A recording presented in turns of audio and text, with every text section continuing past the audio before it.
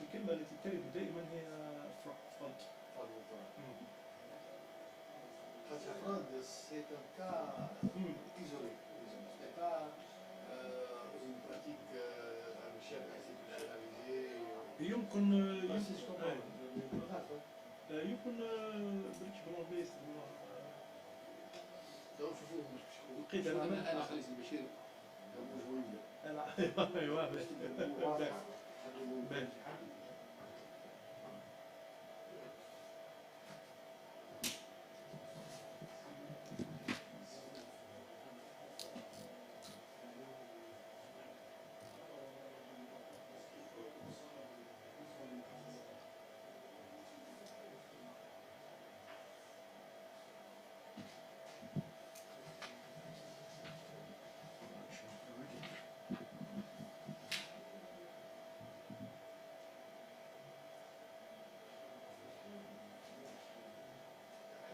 Oui.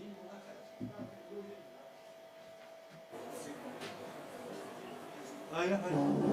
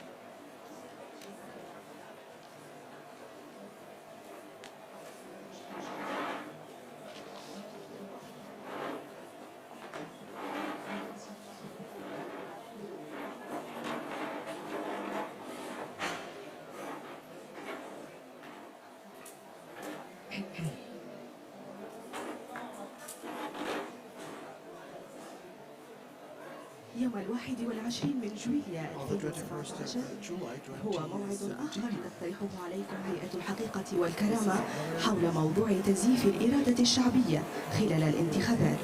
نرحب بكم وندعوكم للنشيد الوطني التونسي.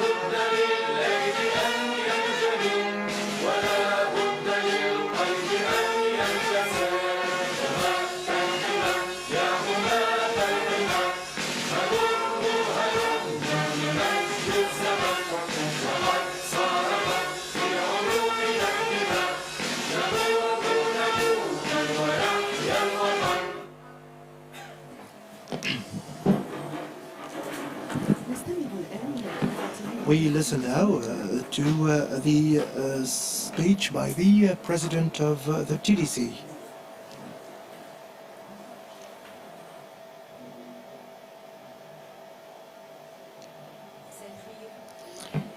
Good evening, welcome to all of you. Today, the TDC has chosen to focus on the falsification of the Tunisian people's will during elections. We all know that elections are an opportunity which occurs periodically, where people choose to delegate powers to those who govern the people. It is an opportunity to evaluate the performance of the rulers. The people have the right to say that they did not appreciate the performance of the rulers, because regardless of the rulers in a particular period of time, they're not the source of legitimacy. It is the people which is the source of legitimacy. And the people shall always be the source of legitimacy, and there is no legitimacy beyond the legitimacy given by the elections. You know that Churchill won a world war, but in the elections that followed the war, he lost the elections. This did not, of course, mean that Churchill was a bad leader. On the contrary, the institutions became stronger because actually they become independent of individuals, and this is the difference between democracy and dictatorship. Today, ways of manipulating elections and falsifying the people's will have gone beyond retaining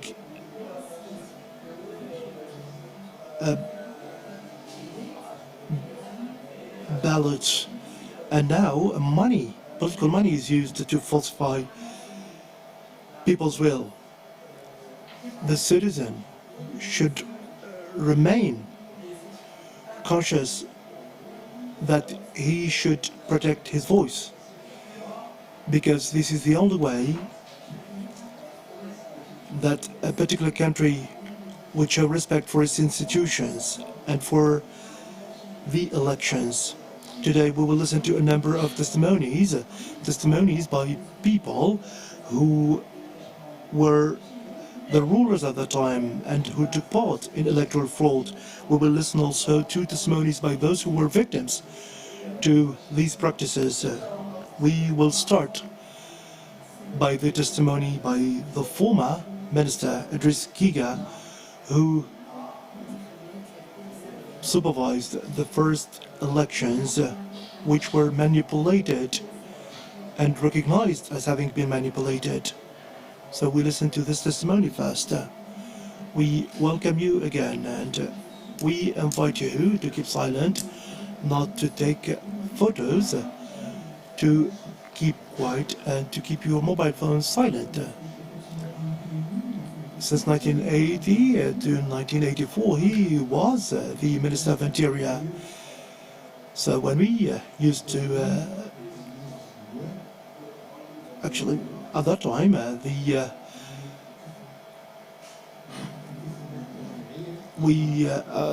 way to renew the parliament was to hold new elections. In 1981,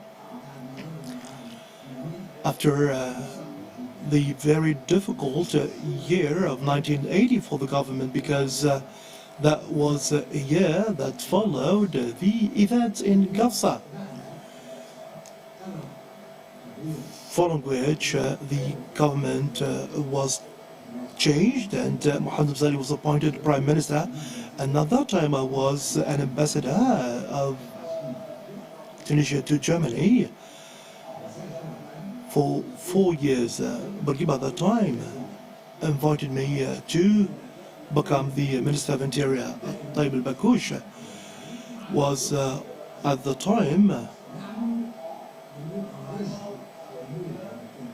trying with Mohamed Zali and with all of us to get things back to normal, because after the events of 1978 a lot of activists were put to prison. So there was an attempt also to alleviate the situation of the opposition activists who were in prisons. And there were preparations to release the prisoners belonging to the UGTT. And at the same time, all the others were released. The government of Mohamed Zali and the Prime Minister at the time created an atmosphere that led to alleviate the pressure on the regime. So 1980, the beginning of 1981, the situation was better. The relationship between the government of Habib Bourguiba and the other social powers which were active on the ground in Tunisia. The activities held by political parties which were not recognized by Bourguiba and the government, you know that Bourguiba at the time had a very clear vision. he used to say, Habib Bourguiba, has established and founded a party. I never sought the permit from anyone. So why would they seek one from the authorities? That was his vision of political action. Those new horizons led to the activities of the Communist Party and the MDS, which was led mainly by Ahmed al-Mastiri. So the government, not the state, because you know that there's a difference between the state and the government. The government started to show some tolerance to these activities, so they started to enjoy some freedom in holding their meetings and activities. Mohammed Zali and Mujid Qali, I think, so they met with Habib Bourguiba and they talked to him about the possibilities for broadening the political horizons in the country. So at that time there was a speech of April 10 in which there was talk about broadening the scope of political participation of Tunisians towards establishing and building a new Tunisian society. So in that speech he said that the opposition activists were his sons and daughters, and that he saw no objection to them taking part in the political life. So at that time I was one of the followers of that man, of course. So he told us, as long as I'm alive, I don't want any democracy. After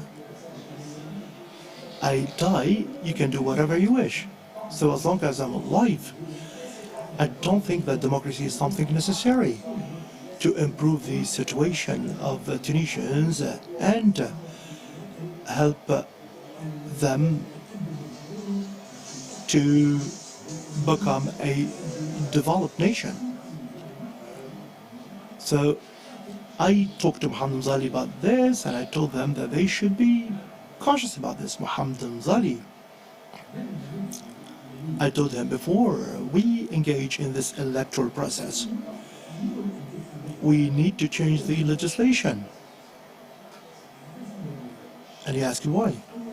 So I said, there is a majority list which will always lead to the majority party winning, or the most powerful party winning. So I said this is something that we need to change. Second, and this is perhaps more important, we should appoint electoral committees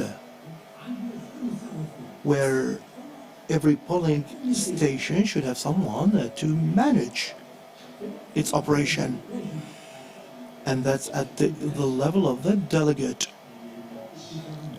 We need to have a central bureau at the delegate level to collect the ballots. And I said that the person who should be responsible for that should be a judge appointed by the Minister of Justice, and a committee appointed by the governor. The governor and our presidential regime, absolute presidential regime. Now, because now the situation is different. So, under the absolute presidential regime of Bourguiba, the governor used to be a politician, so he was not neutral. You know, a politician is never neutral. A politician is a politician, and his function is to be a politician. So we reached a situation where the governors were members of the Central Committee of the former ruling party. The governors used to be present not as governors but as members and as full members. So they had very strong affiliation with the party at the time, and they used to show a great deal of loyalty. At that time also we used to have the Secretary General of the Coordination Committee of the political party, ruling party at that time, who used to supervise the party cells. So the governor and the Secretary General of the party in the region used to be members of the Central Committee, which is to take decisions. So if the governor chose or selected the members of the Electoral Committee, and you cannot have a situation where the governor did this because the Minister of Justice wouldn't know about the judges in such areas as Kasserine or Shandouba. The governor used to recommend judges. Let me remind you that the governor used to be a member of the Central Committee of the party, and he was the person responsible for running the affairs in a particular governorate, and he used to be the one also responsible for polling stations. So I talked to Mohamed Zari and told him how could we behave in such a situation. This governor is a member of the party, and he was appointed as a governor in his quality as a member of the party, and the Secretary General of the Coordination Committee of the party is also a member of the party. Who's going to be a member of the Electoral Bureau? So this was the reality on the ground. It's not about obstructions. The governor was not in a position to appoint anyone who had no affiliation with the ruling party at the time. He would choose at least those people who were sympathizers of the party. The basic electoral committees were all chosen by the governor. And you know that the governor has or had stronger powers than all the other ministers, because the governor, since founding the very concept of the governorate in 1956, in June 1956, the governor was the representative of the president and the former regime. He was like a kind of president at the regional level, and in this quality he used to communicate with all ministers and administrations without asking for permission by the Minister of the Interior, because you know that the Minister of Interior used to focus more on security matters. But you know that the governor at that time had a very large scope of action. So the governor never used to ask for permission from the Minister of Interior. He used to communicate with all ministers with no restriction. At that time, when I was a minister, the governors were even stronger in the powers they had than the ministers, because they used to represent the President Habib Bourguiba. And at that time, when Habib Bourguiba was at the height of his power, you know that Bourguiba at that time did not sleep, was known for not sleeping well, for his insomnia. Abd al-Razzaq al-Kafi informed me more than once that Bourguiba would wake up at 4 or 5 o'clock in the morning and call governors to ask about the situation in the regions. He used to call us at 7 or 8 in the morning as ministers and ask us about things that happened the preceding night in some regions in the country. That was his way of keeping control over us. So governors at that time used to communicate directly with Habib Bourguiba, and that was the reason why Bourguiba used to go to what people used to describe as castles or palaces, which is not the case actually, because he used to go to villas, and he would invite governors to sit with him. You know, at the time, Mujib Ali was the governor of Jandouba, and he was Bourguiba's man of trust.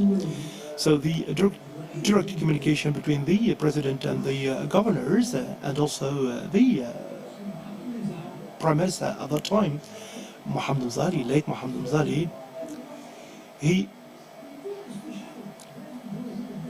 without, you know, asking for permission of the Minister of the Interior, he would call governors and ask them to do things and instruct them to do things.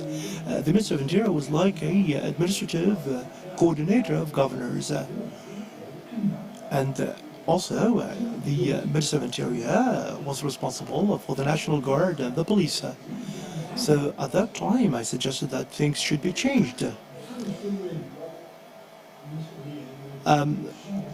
Bourguiba would never accept that governors wouldn't be responsible for elections, or I suggested that we should find a way to change the electoral committee, which used to control everything in the elections, because all the statistics and the also electoral rules were under the control of the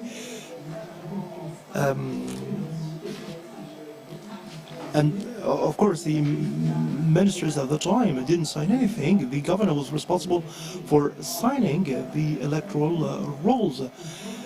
And the former electoral legislation, the Minister of Interior had no powers. The only power he had was to sign the results of the elections. Mohammed Mzali at that time said that everything would be fine, but I said that things would occur just as they had always occurred. The elections were not transparent. They so under Bourguiba, we had no transparent elections. These elections were administrative elections that were organized from the beginning to the end. Could you remind me of any elections which were not manipulated under the former regime of Bourguiba? We used to meet on a regular basis with the governors at the Ministry of Interior, and at the end we were invited to lunch with the president, and the governors used to talk directly to the president. On October 18, there was a meeting devoted to the elections. So Mohammed Mzali instructed them to talk about plurality and the fact that we wanted the elections to be a pluralistic election. So the governors listened to him, and the ministers listened to him, and the governors were there, but they knew that they would later meet the president. And of course, the governors could read in the president's mind, and some of them were very close to the president, Habib Bourguiba. Mansour Skhiri, the governor of Monastir, he was very close to the president. Fadl Khalil, late Fadl Khalil, Mhadhib al-Rawisi, who was the governor of Tunis. So one of the governors, I think he was the governor of Qayrawan, and they were talking about agriculture, etc. But the governor of Qayrawan talked to the president and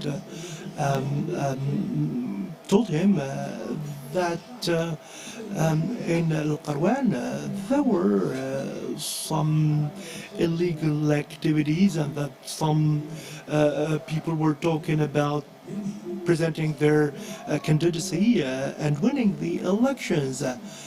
And actually, we don't know exactly what to do with these people. So Bourguiba said, of course, you can decide on the way to deal with this.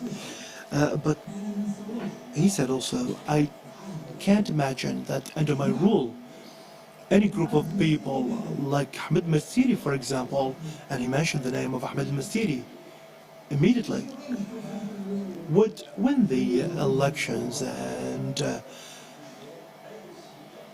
win against my candidates. Mohamed Mzali was there, and I was there. No one dared to say a word.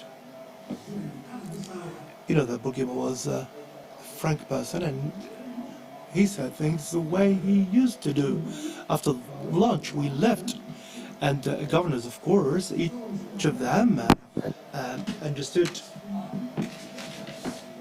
things the way he did. So I still remember him saying that our party would win 100% of seats, and that was like a trap to Idriss Giga. The election were organized, and I talked to the governors. Ayoub called me a few days before the elections. Abdelhak Al-Aswad called me. He was the governor of Zaghouan. And of course, Mohamed Barouisi called me also.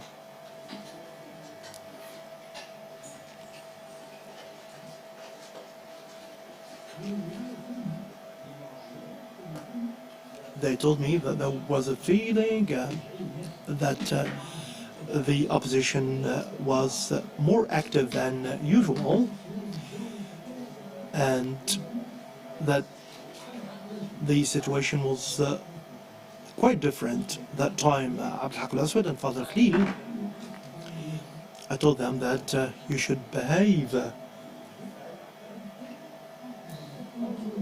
You can decide on how to behave. If there's something that you think should be reported to the president, just prepare a report that I will submit to the president. I didn't want to say things in a direct manner. I did not want to instruct them to do anything in particular. So when Mohamed Barouisi called me a couple of days before to tell me that the president asked him about the elections. So I told him to ask Ali Al-Awiti to give me an appointment to meet the president. So I met the president in the morning, and Mohamed Barouisi was there. So he asked me, are the elections going fine? And I said, well, I hope so. But some governors, I told him, called me directly to inform me about some activities organized by the opposition, which may lead to disrupting the normal course of the elections. So he turned to Mohamed Barouisi and told him, I have men standing by me. So I took my car and I went to Al-Munasir. Mohamed Ali was there. He was actually organizing his election campaign there. But the elections were decided before they were held, actually. So I went to Al-Mastir, and people were surprised to see me. So after he gave his speech, that was a Friday in the afternoon. So I, Mohammed Zghali, went to a small office, and Al-Munji Al-Qa'li said that he was not there, but Munji Al-Qa'li was there. But he never acknowledged having been present during that meeting. I told Mohammed Zghali that a number of governors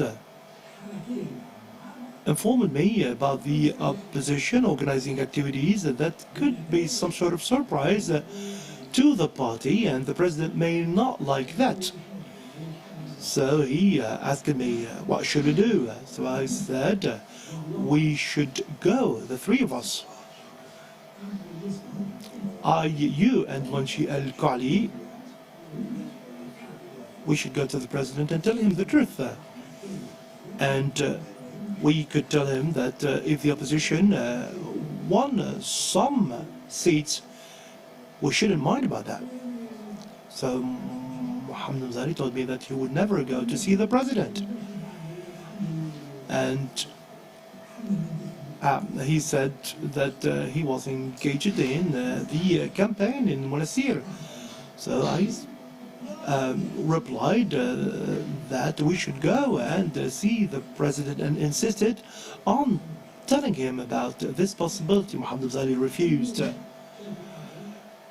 3 or 4 governors called me, including Abdrazak Ayub, sorry.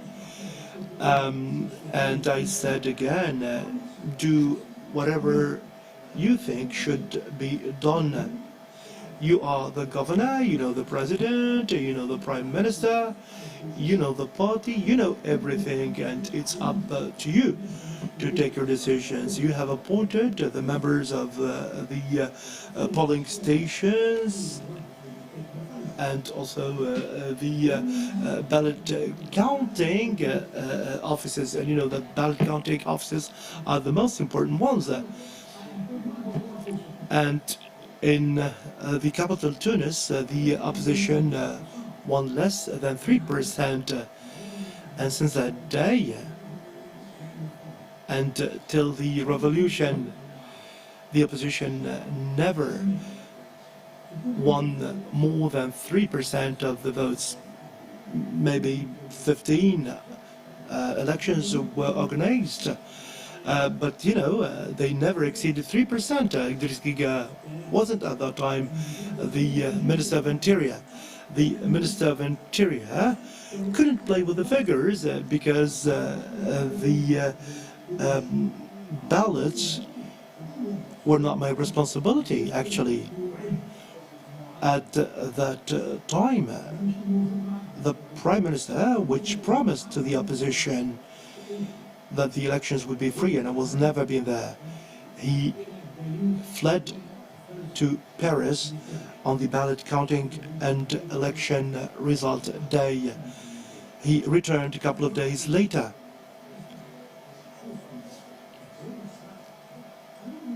I was told then by someone that Wassila Bourguiba went to the governorate of Tunis in the morning at around 9:30 in the morning. So I asked a question about why Wassila would go there. Of course, she was the one reigning over the governorate of Carthage. So I asked my driver to drive me to the governorate without informing the governor. I was informed that Wassila had left.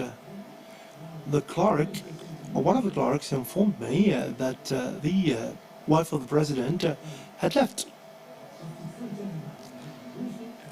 When I went into the office of Mehdi Barwisi, she was not there. he informed me that Wassila Bourguiba was there to inquire about the results. And I told him that I had told her about the results. And she was there just to try to reassure the president. So, you know, the governors will talk to each other, but Madhourissi did not say anything to me because I would grow angry at him and I would tell him, why would you talk to other governors and why would you collect figures? And you can see here the extent to which governors were strongly affiliated with the party. And at that time, governors would accept that a delegate be sent by another governor to talk to that governor. So actually, they didn't want to give any results that wouldn't be accepted by the president. I cannot blame Madhourissi, and I cannot blame anyone. I just blame myself for probably not having intervened. I was politically and administratively in a situation that I would describe as correct, but ethically, my position wasn't really the sound one. What I could say, and this is something that I feel I have to say these days, maybe making those results close to reality, to the election reality, would have taken Tunisia a step forward. Now that I have seen a lot of things happening, and I remember that under Ben Ali, of course, I wasn't satisfied with the regime, and the elections at that time were, if they were more pluralistic, maybe we would have made some strides towards democracy. Now we will listen to the testimony of the chief delegate of Jandouba, who was mentioned by Mr. Idriss Giga, who will talk about how the results of the elections were falsified.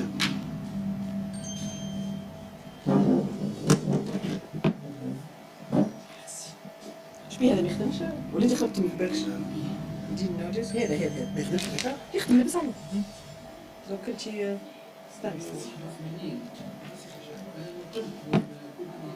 I was back then a first delegate in Nabil, and I went to Jandouba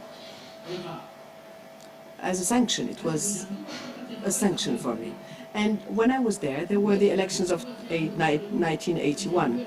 And back then, the governor was Mr. Abdelwahab. We wanted to have transparent and fair elections.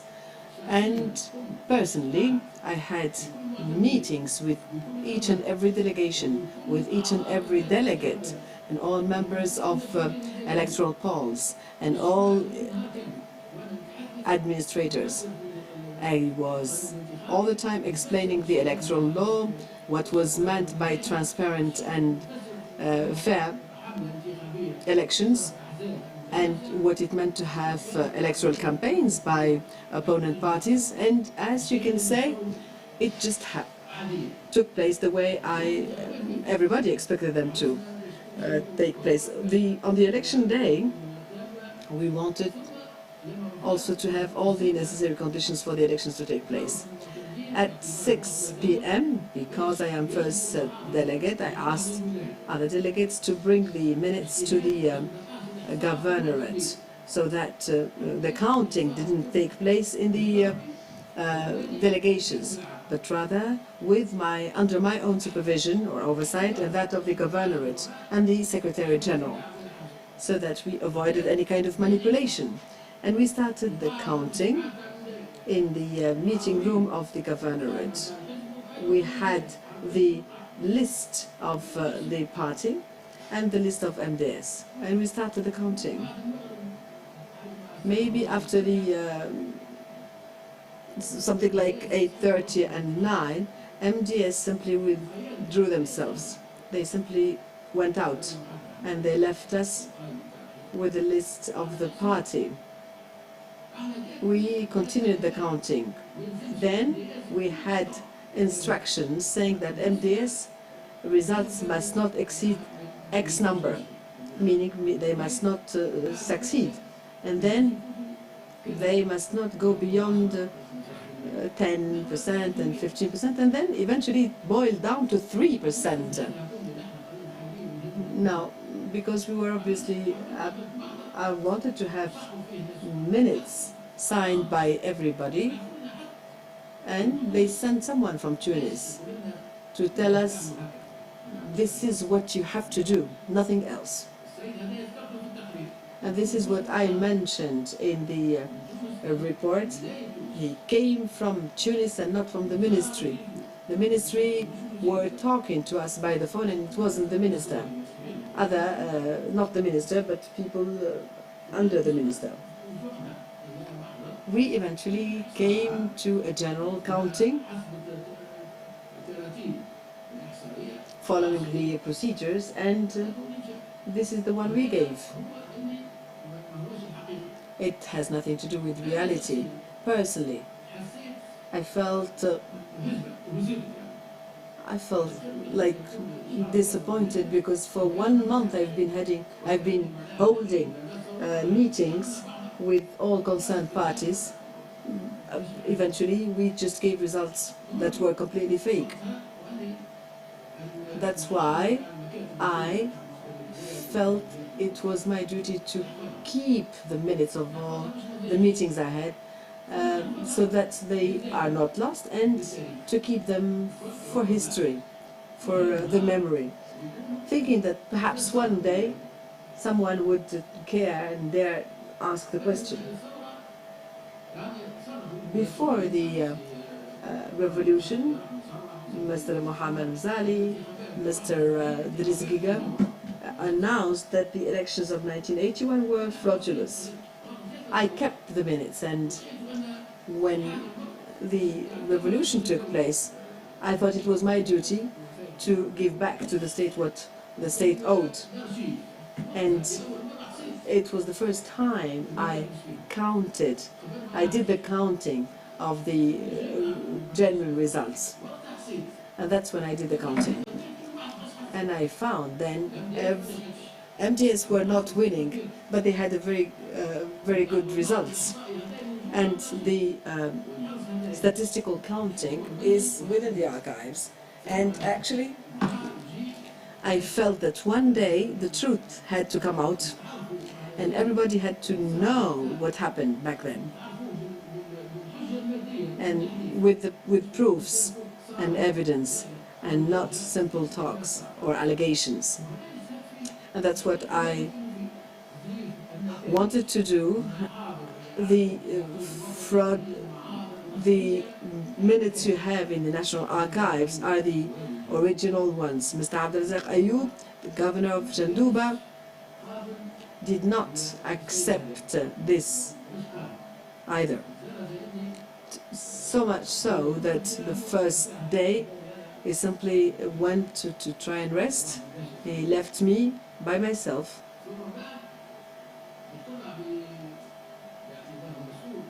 But because he was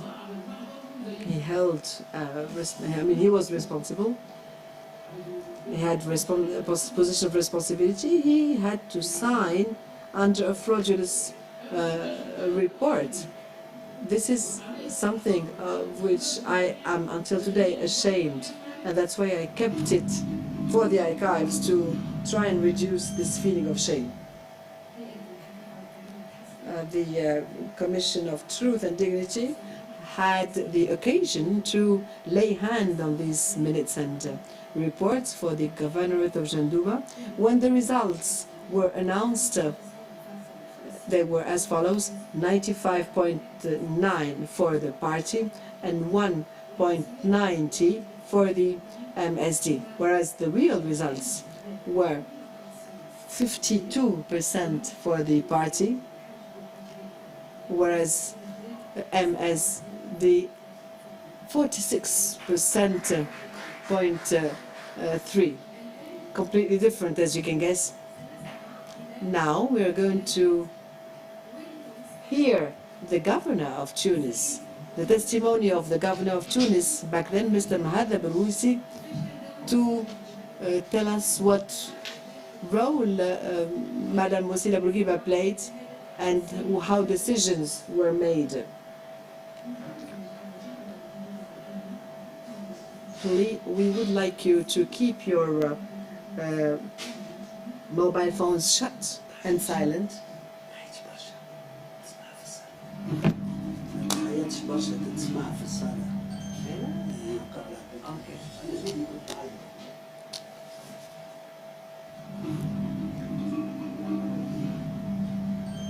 Comment tu baisses le son? These elections, obviously, there was much ink on these elections. Some people are for, others are against.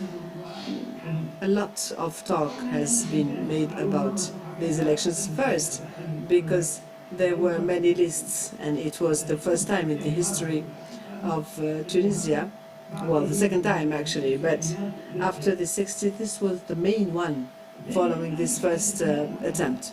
Again, these are like public elections, but people tend to forget that the power of the unique party that has been there as the unique party, meaning I mean, this was simply devastating power in all the country. Back then,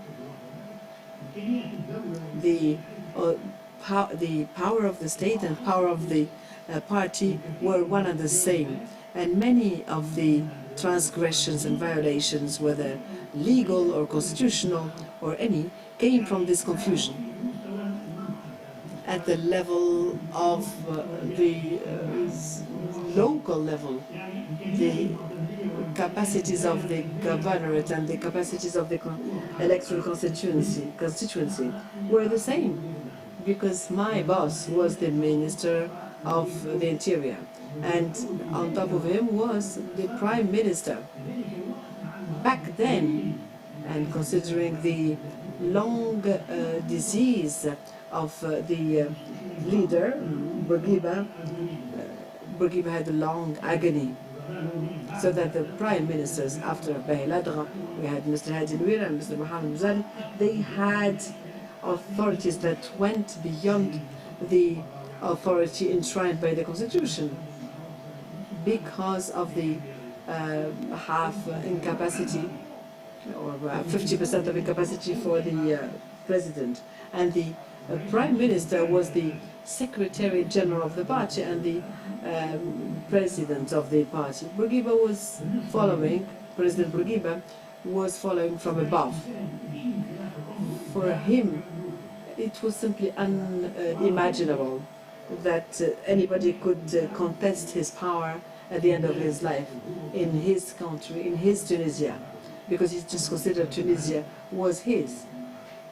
2 days before the elections, I was talking to Mr. President, and I said frankly, there are possibilities that in some places, and perhaps the majority of places, there are possibilities that the opposition wins. I wanted to keep him informed. He called Mr. Monjil Kali as the director of the party, and indeed the elections were won by the party. And Mr. Driss Giger, because he had oversight on me and on all the Republic, and he said, I am surrounded by strong men, and until today, Wasila played a very important role in social issues, in diplomatic relations. I mean, she was like the shadow president of Tunisia. This is a truth that all Tunisians knew, the role of Wasila. Well, Wasila played a very important role in elections. Perhaps she was behind the integration of lists as opponents to those of the party. And she followed this very closely. She knew who were going to contest Bourguiba. Some of the lists were simply made of pieces, but the Democrats' lists were also there. We just wanted to have more fun.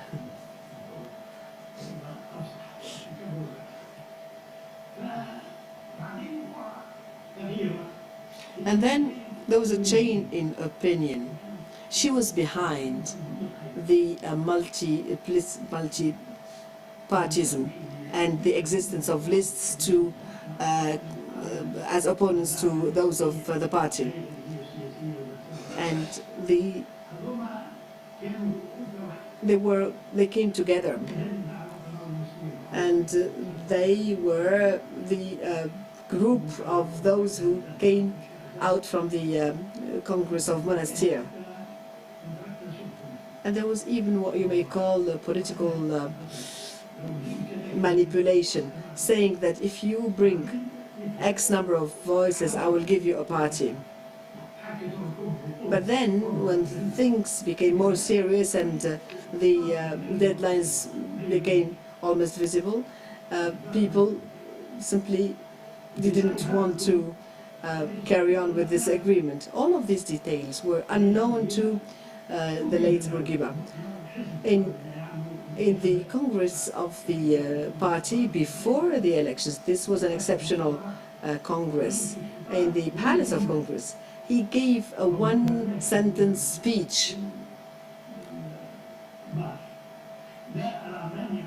I don't mind the presence of other lists, political lists that may oppose the lists of the party. So he said this in the Congress, and people applauded. People applauded and stood up. He said, there are no people that can... he said, this is the only party where people applaud to the opponents that may arise to their own party. The head of the party was simply out. He said, this is what you have to do, and he did it. He never took part in decision-making, because the decision was made between Wasila, Mohamed Mzal, and the opposition, who were singing outside the nest, as we say. And some of them came back after the Congress of Monastir and became ministers, etc. And others wanted to keep to their opposition status. So he said, we're not going to, we went out for political reasons and we cannot come back. We can come back only for political reasons, and we're not going to accept to come back for political positions. Some of the polls were given priority, and the green card was given priority in some of these poll centers. They had a majority with the rate that they managed to get, and the list of the party, as you can see, Mr. Ahmed went out before the end of the time allotted to him, and again he had the protection of the state and of the party to measure the popularity of this one and of that one. Then perhaps if as governors they will not, as a governor, I will tell you, none of them will succeed, because I have the pulse of the country and of the public opinion. This one has, both of them has perhaps camels. This one's camel is led by the party and the other one by his own history. And I firmly believed back then and even today that this experience could have been amazing for Tunisia, and it would have been perhaps one step, 1 meter on the way forward to democracy, and perhaps the face of Tunisia would have changed. It would have been completely different from the one that led to the revolution that we know. If intentions were genuine and good, and this would have been a very good experience for the Tunisian people. And elections would have taken a different turn. However, well, things run differently for very simple reasons, for sometimes individual reasons that have nothing to do with the interest of the country. Let's now listen to the testimony of Mr. Mohamed Ben Nour, who was head of MDS in 1981. شنو هي الريحة اللي عاملينها؟ كل غاز ولا بالشمس ديودوران وان تريكم. قتيل.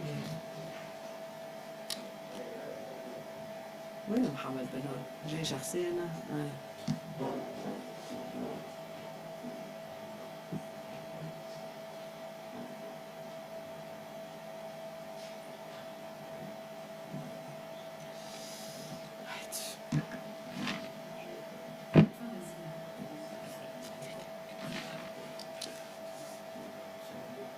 I heard the testimonies of my colleagues, but I don't think they really wanted to reach truth as truth happened in this country.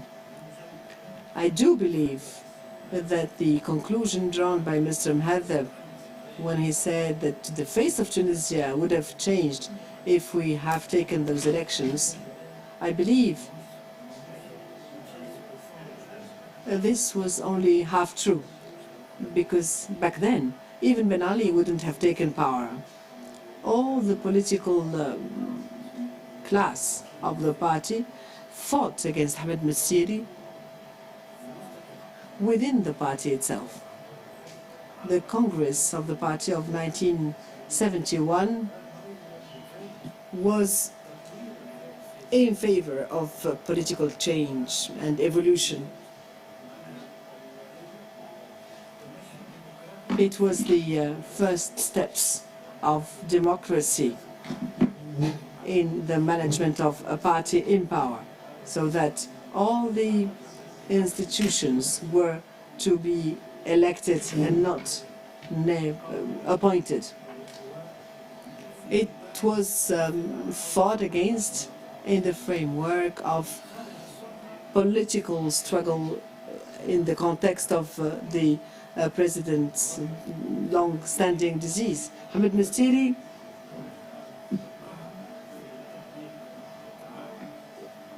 had to face, obviously, total repression for the implementation of community and the solidarity project that he started, and the settlement started in the party after that, and it finished with the MDS, a party, a political party that simply had to go through to take up a genuine challenge in making the party. There are meetings that brought together thousands of people, and as you can see, the results announced had nothing to compare. It is true that these elections, multi-partyism, started back then, and we need to remember what was said by Ahmed Lili in the open letter he sent to Bourguiba. He said there was one activist that was on her way to elections. She said, I'm not going this time because the number of the candidates the number of those who won the elections fits the number of seats in municipalities, so it was simply useless. So this is a party, Ahmed Mastiri created the democratic family, so to speak. At university there was left-wing and left-wing, and there was the conservative. They said we brought independence and we're going to stay there. Mr. Mohammed, I hope you could talk to us about your experience of 1981 as a candidate.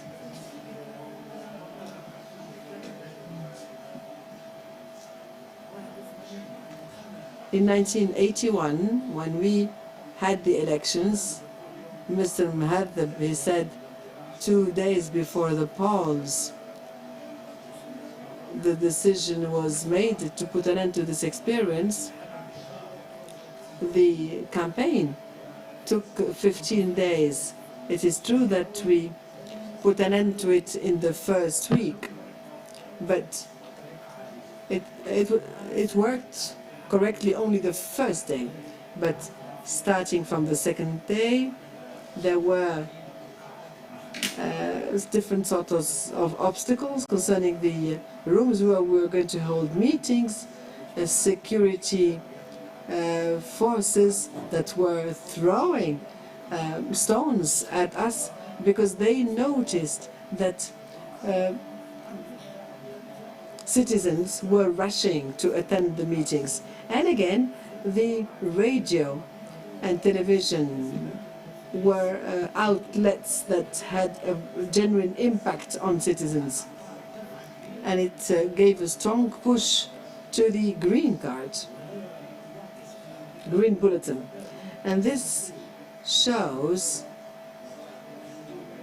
as was said later by the first delegate of Jendouba, he cannot say whether it worked or not. The 47 you counted were correct, but violations in Jendouba, despite the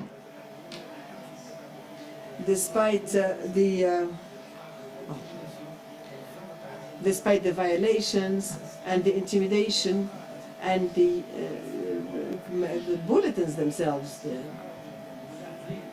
the observers, it took them 4 hours in front of the office of the delegate to have access to the urns. So the Secretary General Ahmed Mastiri understood that there was a very clear intention of fraud, so that's how he withdrew himself. Violations also took place in Hai Hilal, in Halal city. People were waiting for us with knives. Personally, I had to throw myself in a police car or vehicle, and I said, listen, Mali Sigaro and many others, they said, listen, never get there, because they were given knives to target you. So who gave these instructions? Was it the head of the party, who today is reported as simply a fictive, who has a fictive role? Was it the governor of Tunis, or was it the head of the party? I think the governor of Tunis had strong responsibility, because in all governorates they were there to corrupt the electoral process. And even Madame Wasila, who was then called Lady Wasila, did her part. The meetings that took place in Ben Arous and Radis are reminiscent of the film of Costa Gavras, Z.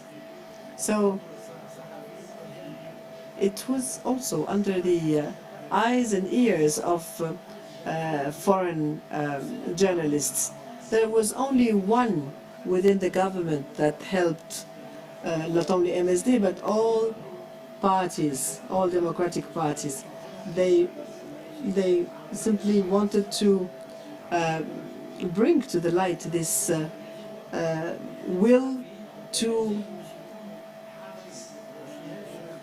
manipulate the results of the elections. Tahar Ben Khouja brought more than 100 journalists, and the testimonies of international press are absolutely amazing or stunning. So these are testimonies of people who attended these frauds.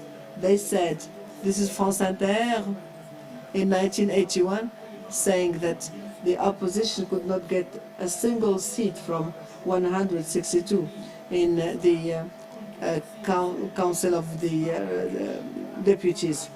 He said, this is not surprising because there was fraud in elections in Tunisia in all different steps. This is a pill that you cannot swallow outside, especially for the Tunisian people. Der Spiegel talks about power delirium. Power delirium.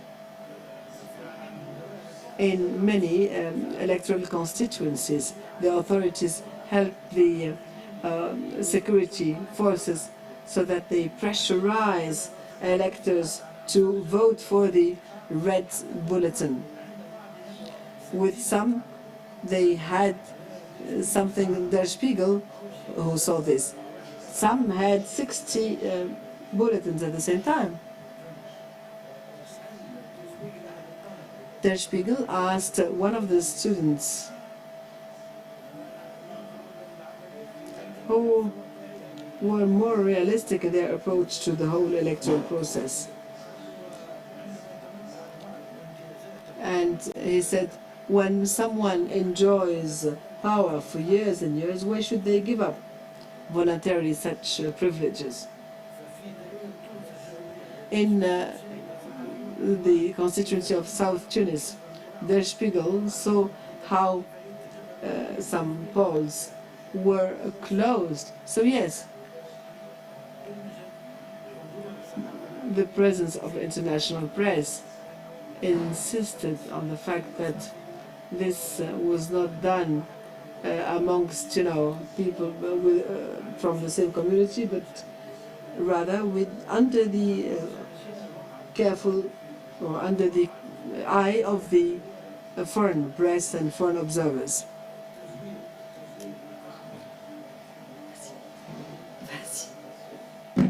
So the fraud that took place. Vas-y, Yazmino.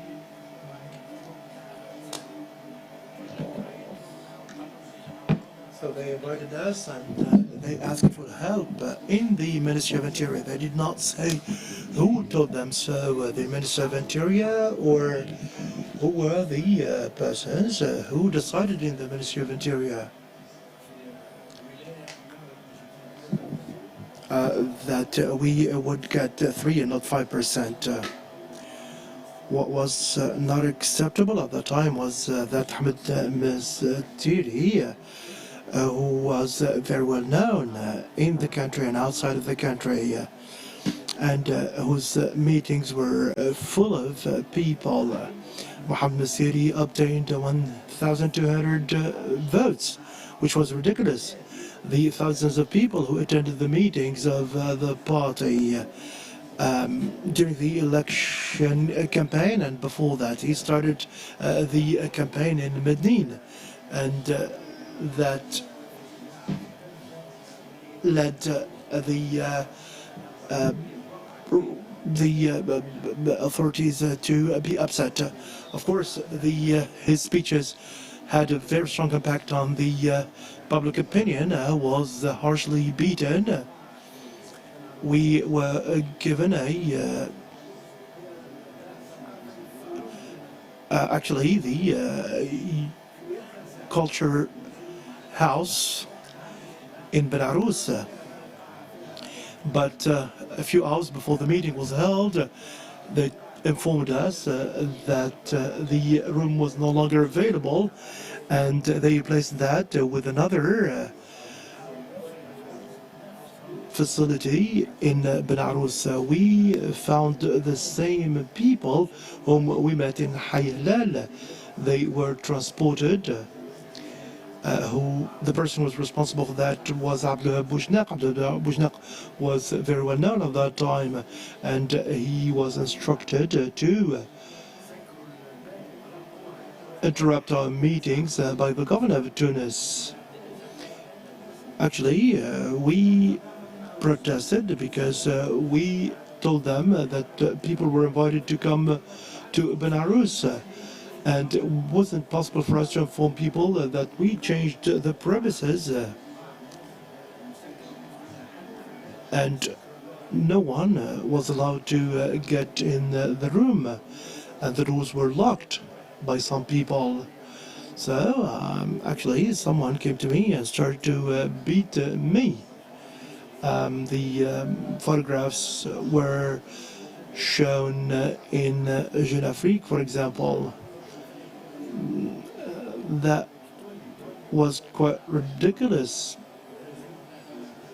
because they should have allowed us to hold our meetings, but I was actually beaten by that person, and I was taken by other people to out of the room. And the impact was much stronger on the public opinion. These people simply didn't accept that the opposition would win any single vote, and they don't want the country to progress.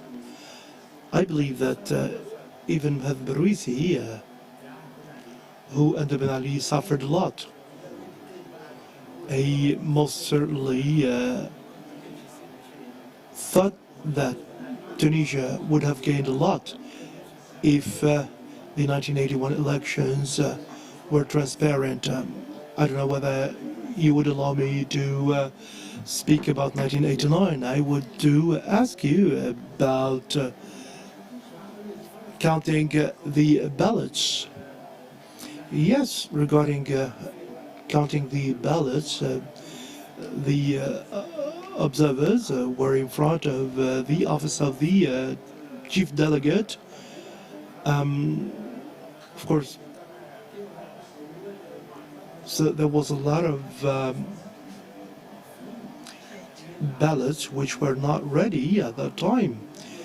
And Ahmed Mithiri understood that this was a case of election fraud.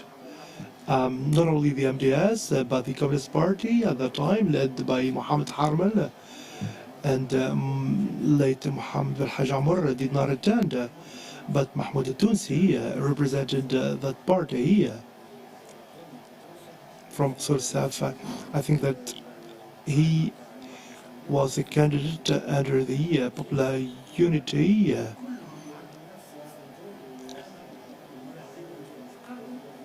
heading in Janduba. So the observers decided not to attend the ballot counting process.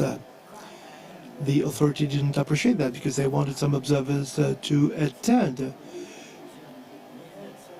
to give a sense of fake transparency to the counting of the ballots process. But at that time, someone was actually at that time, everyone was talking about the elections of 1981, which was won by the Green Party, but which ultimately was falsified, and the red candidates of the ruling party won the elections. The the first meeting of the parliament at that time received by bailiffs all the appeals and all the evidence about the election fraud and about the abnormal conditions under which the campaign was made. The militias which aggressed our activists. The parliament at the time did not want to accept those appeals at all. What was surprising to us was the position of the UGTT at the time, Taib al-Bakoush, who, and you know that many of them had been imprisoned, and you know that the UGTT suffered from the injustice inflicted on them by the former ruling party. We were surprised because Taib Bakoush participated in the National Front, despite the fact that most of the members of the UGTT bureau didn't want that to happen that way. It should also be said that Naji Shari from the UGTT supported Taib Bakoush in his position. And it should be remembered also that Naji Shari, when he presented his candidacy, was not in Tunisia, which was illegal at the time. The parliament was informed of this, but did not react. The testimony by the chief delegate gives an idea.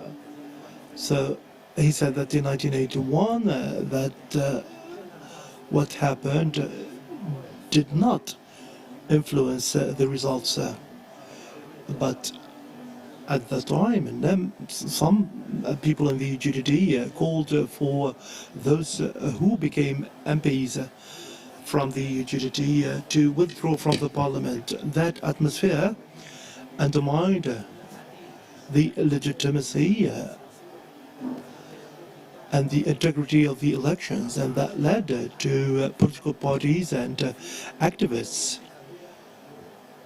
led them to reject participation in the elections that took place later. When we talked to them about the possibility of having representatives of the opposition in the parliament, they would answer us that would be a cause for instability in the country. The leaders of the ruling party, Idriss Guiga also at the time, started to fight against each other, which paved the way to Ben Ali to become the president. And that simply led Tunisia to lose decades of possibilities for progress. I think that these people should seek pardon from the Tunisian people because they were behind the disaster that happened at the time in the country. The impact of all that was so strong that the process towards development was interrupted. We thought that 25 years after the independence, the regime would start to understand that the people in the country, particularly the youth, started to grow dissatisfied with the regime. And we also thought that the ruling party started to recognize the fact that political life in Tunisia should be modernized because in the 1981 elections, the turnout was quite low. In 1989, yes, would you please speak quickly about the 1989 elections? I believe that in 1981, people were very happy and satisfied with the 7th of November statement, which recognized that Tunisians were mature and deserved to have a modern political life. But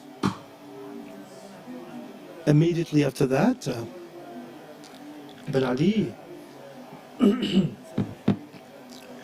and the Prime Minister at the time and the President's advisors started to think that they should behave in the same way as Bourguiba, and that they should stay in power as long as they could.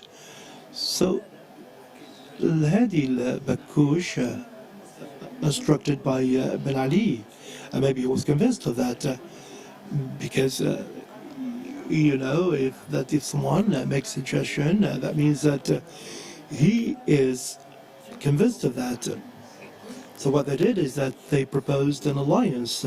So they invited people like Mohamed Atliba from the GDT and other leaders of political parties, and they told them that they decided that the elections was to be based on an alliance between the ruling party and the opposition, and that part of the parliament would be devoted to the candidates of the opposition. The opposition leaders were asked to accept the principle, and of course there was an intention to move beyond the 1981 elections. But actually in 1989 the citizens were asked to vote on a single ballot. The another party at the time accepted this proposal and thought that this was some sort of progress. The Communist Party accepted this, but Ahmed Mastiri did not accept this, and he was subject to a hostile campaign. He was the only one to refuse to take part in this alliance after having sought the opinion of his party members. So he is the only one to reject this proposal. And there was a possibility for having two lists. But of course they dropped the idea altogether, and this was meant to undermine the reputation of Ahmed Mastiri, and Ahmed Mastiri refused all that. Of course the elections were falsified, because just to give you an example to prove that there was an electoral fraud. Of course I have documents which were published in the newspapers, and of course I presented evidence that the elections were manipulated. The list of Ahmed al-Mastiri, and on the other side there was al-Bajir al-Sibsi. On the other list, Ahmed al-Mastiri collected 4,000 votes. At that time, there was an obligation on all candidates to have 50 people giving their consent to the candidacy of that person. The thousands of the people who approved the list. Of course, we don't want any surprises to happen, so we had thousands of people to approve the list. Of course, and there were thousands of people who attended the meetings, so logically there were thousands of people who voted for the opposition. Of course, there were many people who voted for Ben Ali and who voted for the independent lists, which were supported by another. But a lot of people who saw that another party was a religious party simply voted for another list, different from the one by the party and the one by another party. And of course, we couldn't carry out the campaign till the end because of all the obstacles that we had to face. And there was a decision to give just 4,000 votes to Ahmed Bastiri.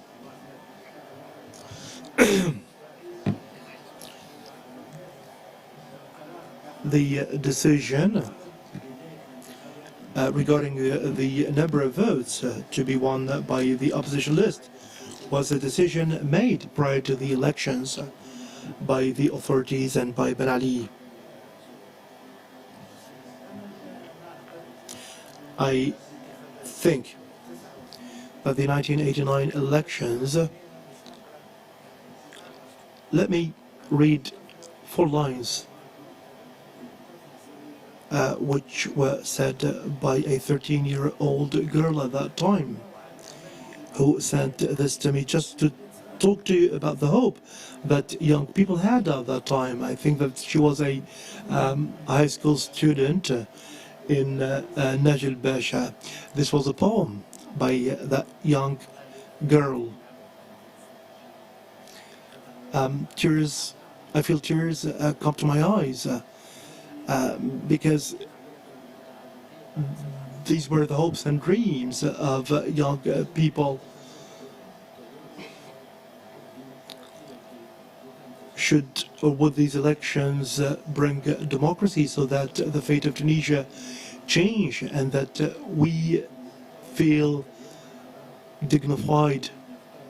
We are waiting for that day when Tunisians would choose their representatives and forget the bitter years. Mr. President, would you promise that that day would come? I'm not going to tell you about her name. She might feel embarrassed. Now she's 41 or 42 years old. This is just to give you an impression about all the rendezvous that we have missed.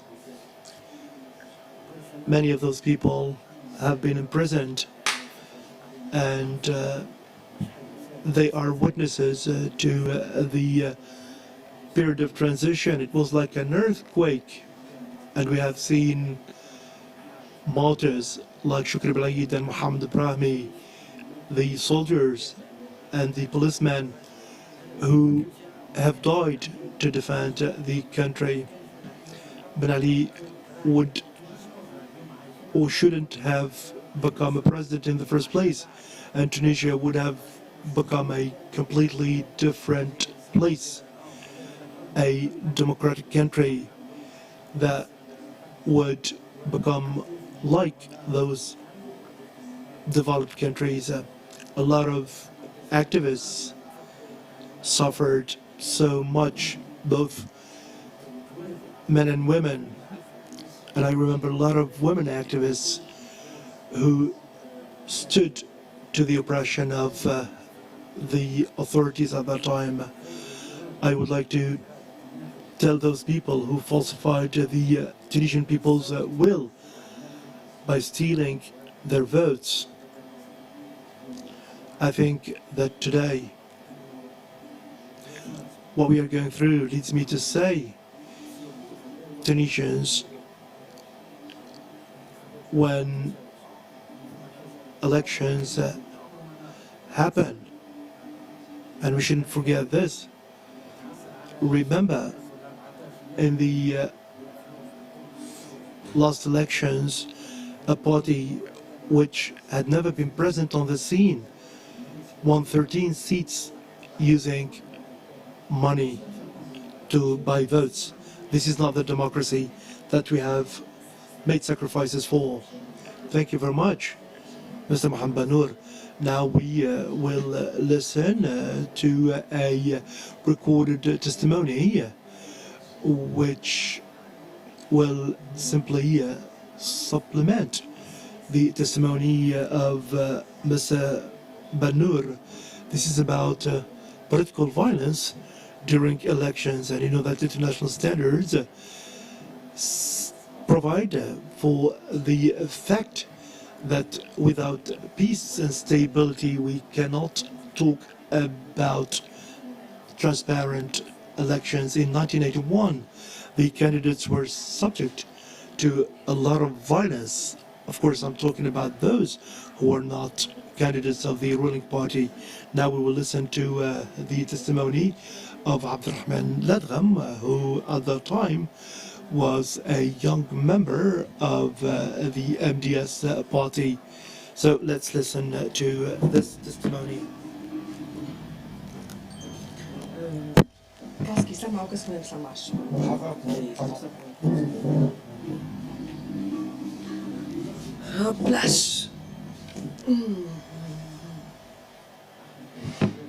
As youth, we expected, I think Tunisia missed two appointments.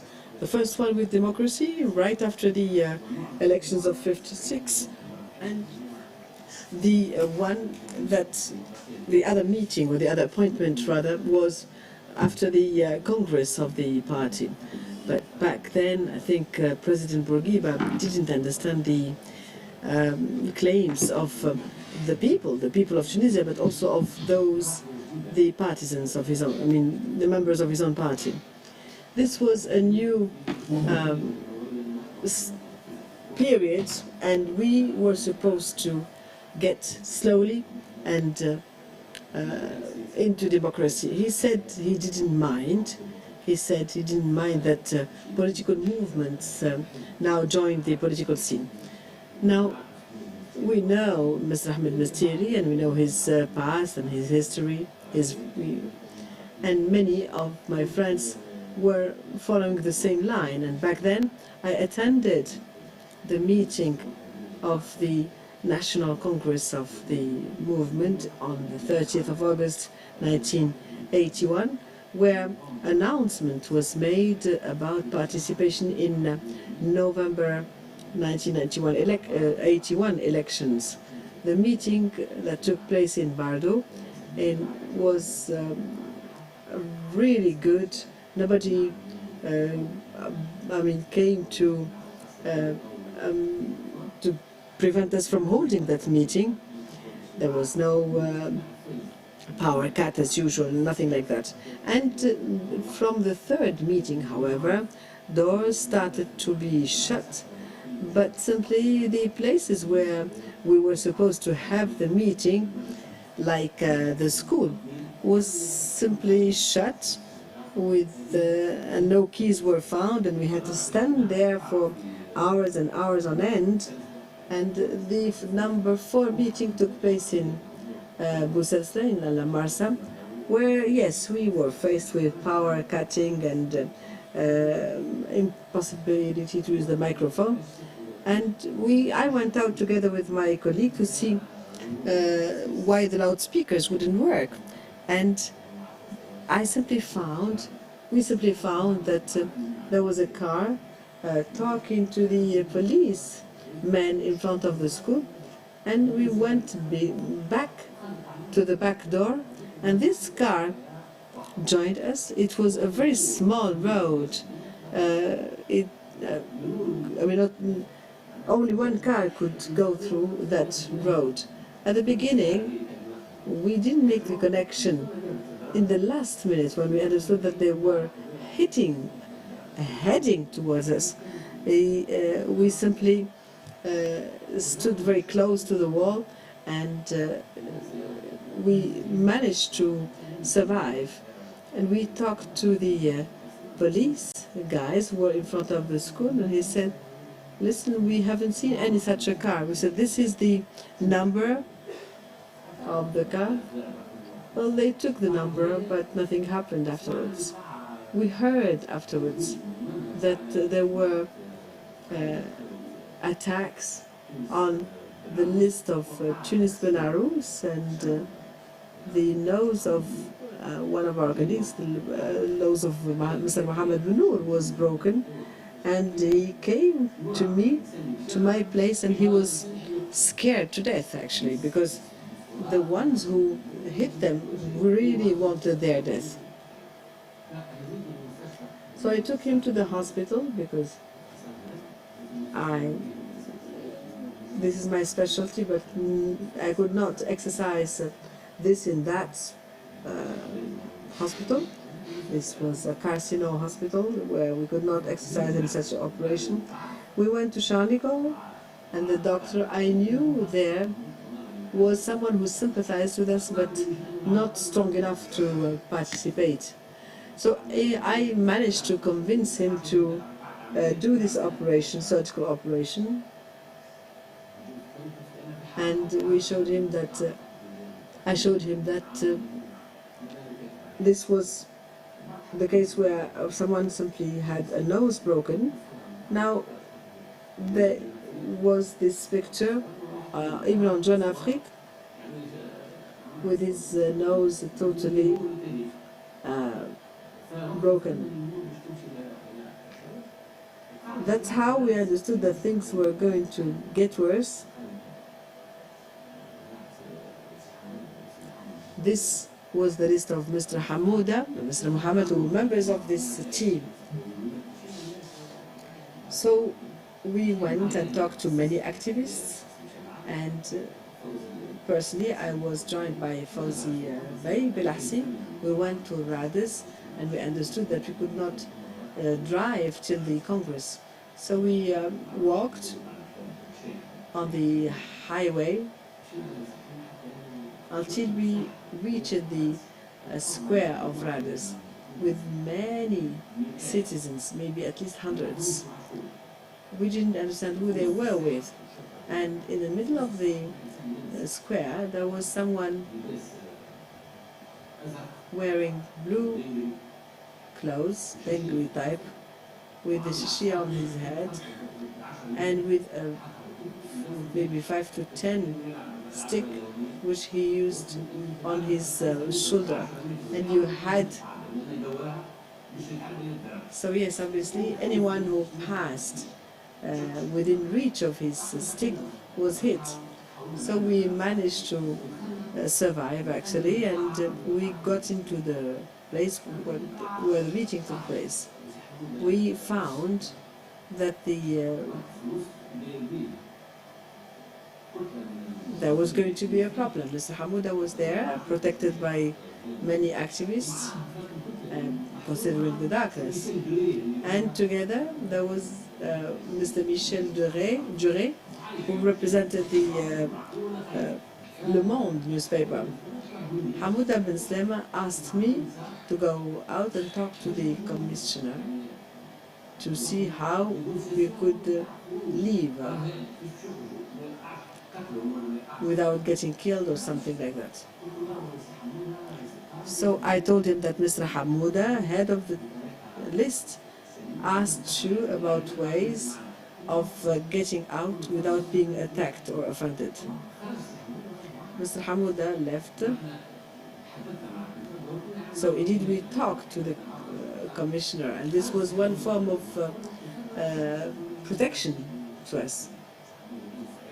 Mr. Hamouda came therefore into this car, but they also were joined by other technicians, and we told him that we were going to be attacked. He had an AM6 Citroën. I was going to sit next to him, and the back door was shut, as if he could not open it anyway. I mean, I stood, I got into the car. When he saw that I was losing my equilibrium, he simply pushed me, and I fell on my face.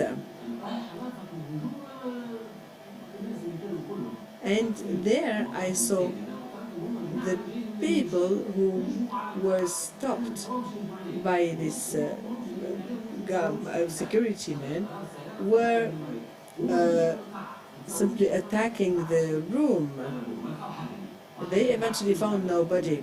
They tread upon us, but this is nothing in front of having such a frontal attack as the one I was submitted to.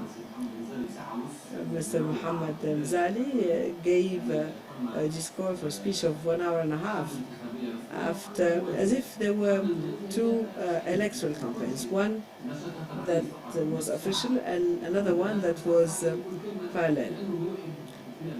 So every half minute he will say a few words talking about Mzali, and we really dreamt of winning elections. Some places that where someone like Ahmed Bousiri was known, their plans are to make things go bad, but only in the very last minute. They wanted us to, however, to fear the ordinary citizens, and that's what happened. Now, after that, there was a decision made that showed that Ahmed Bousiri announced that this campaign was going to come to an end because both us and the citizens were now exposed to danger, and therefore the life of our lives and those of citizens were in danger. Some people obviously came and talked to us and to others, saying that we don't agree with this party, and we need to understand that the opposition is not something that was going to dislocate the social union, for instance. We followed the elections, but in some places we could see that some people voted only for the green card, and this is to represent the MDS, and they are from what they call Shaba, meaning the cells, the tourist cells. He said, "What are you going to do?" He said, "We want people to understand that we are losing control, because we are facing citizens at the same time we don't have any possibility to explain things to them." We thought that some voices would be bought, but not in the way that they portrayed. He was facing Mr. Bejer Tsipsi, yet he was part of the MDS as a movement party and not a party for citizenship. So the decision to withdraw from elections, I had no idea about that. Personally, the famous j'accuse or I accuse that he made the following day was immediately understood. We could not work any longer, and for us the best thing would be to withdraw, because everybody would afterwards say no, they have not withdrawn, but simply they failed the elections.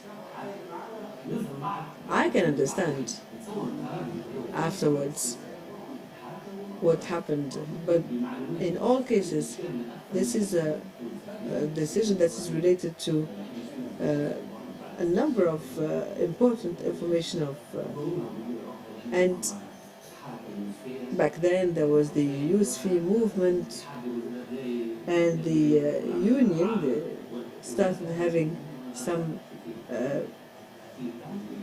tactical reasons for the party to stop.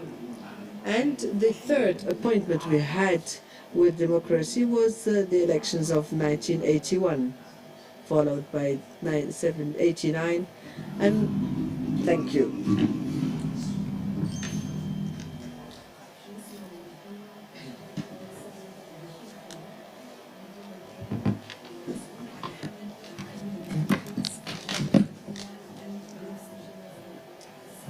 Now we listen to Bashir Khadri from the Independent Purple List, which took part in the 1989 elections. So could you please tell us about the experience you had in 1989? That was the second time we failed. So tell us about what you went through as an Independent Purple List. In the name of Allah, thank you very much for this opportunity.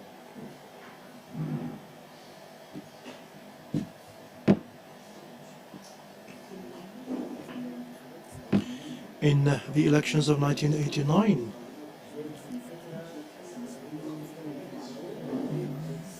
there were a lot of political temptation, and the space was rather open for politicians to take part in the political life. Of course, you remember the 1987 statement, and there were also attempts during political meetings to try to tempt the opposition to take part in making the political process a successful one.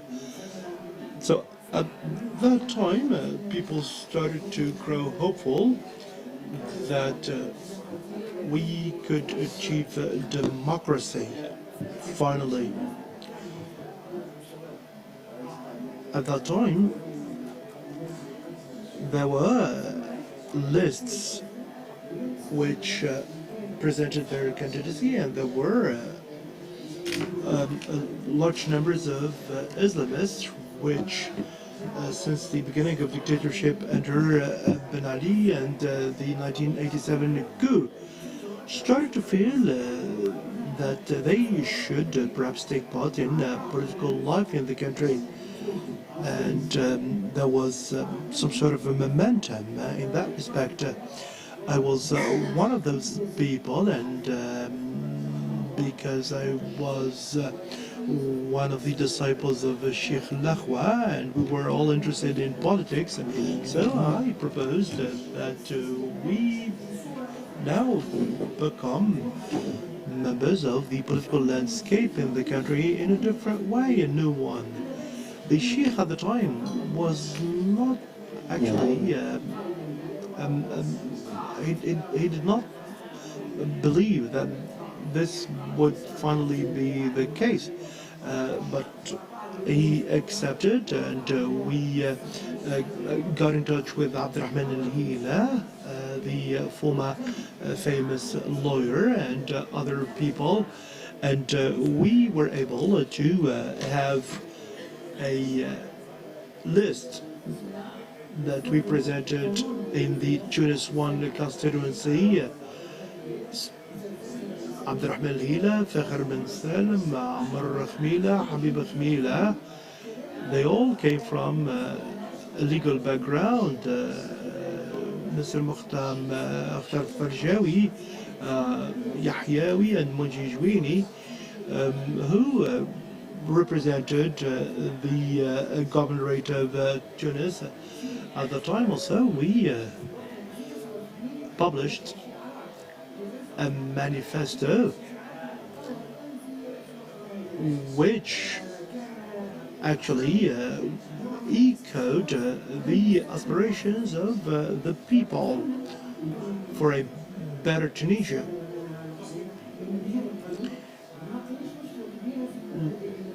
We, because many of the members of on the list were from a legal background, we were able to prepare the file of our candidacy, and we had no problems in doing so.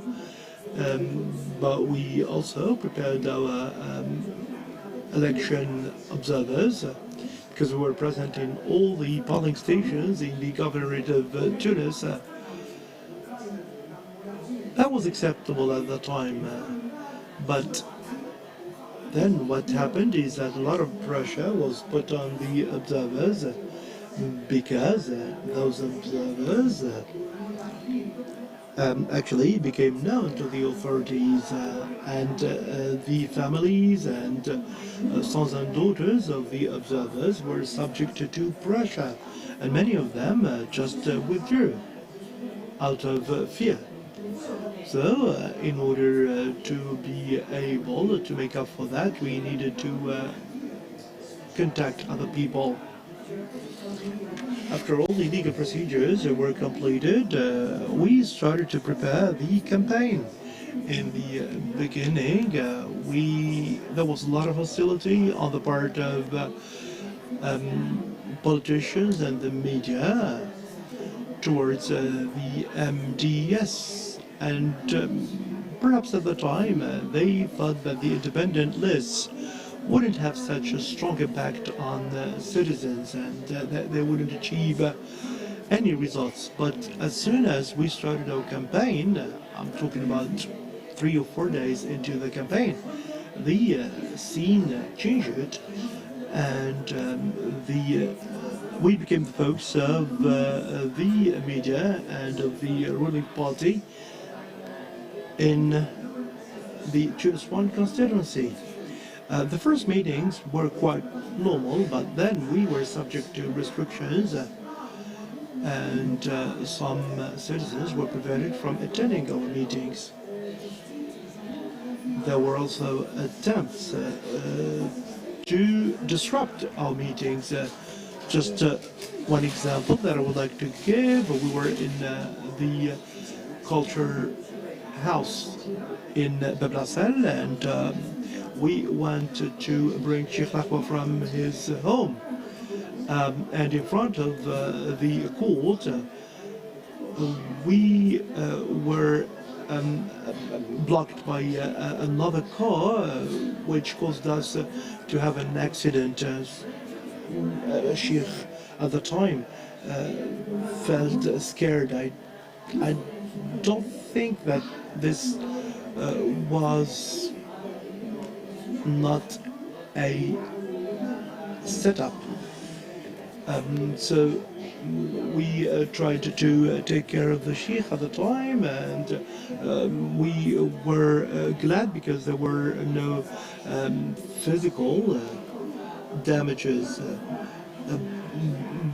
And when we went to Bab el-Assal, there was a lot of tension because many of the people there heard about the accident, and there were a lot of militia members and policemen also.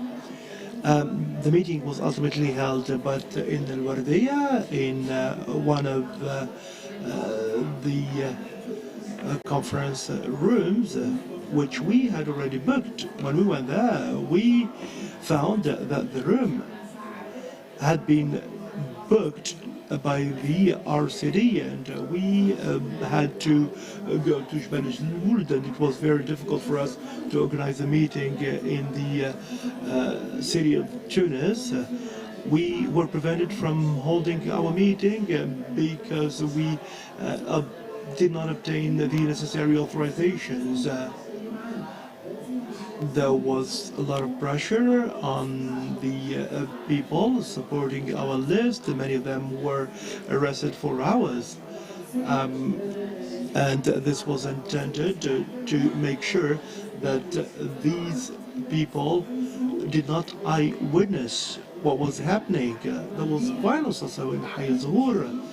The activists and the citizens who wanted to attend the meeting were beaten by militia members and the police, and without the intervention of some wise people, things would have degenerated.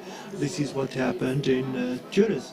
And of course, maybe Mohammed had already talked about this, but these were some forms of violence which was intended to prevent us from holding our meetings.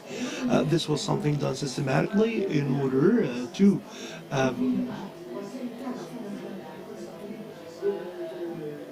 ensure that our meetings were a failure.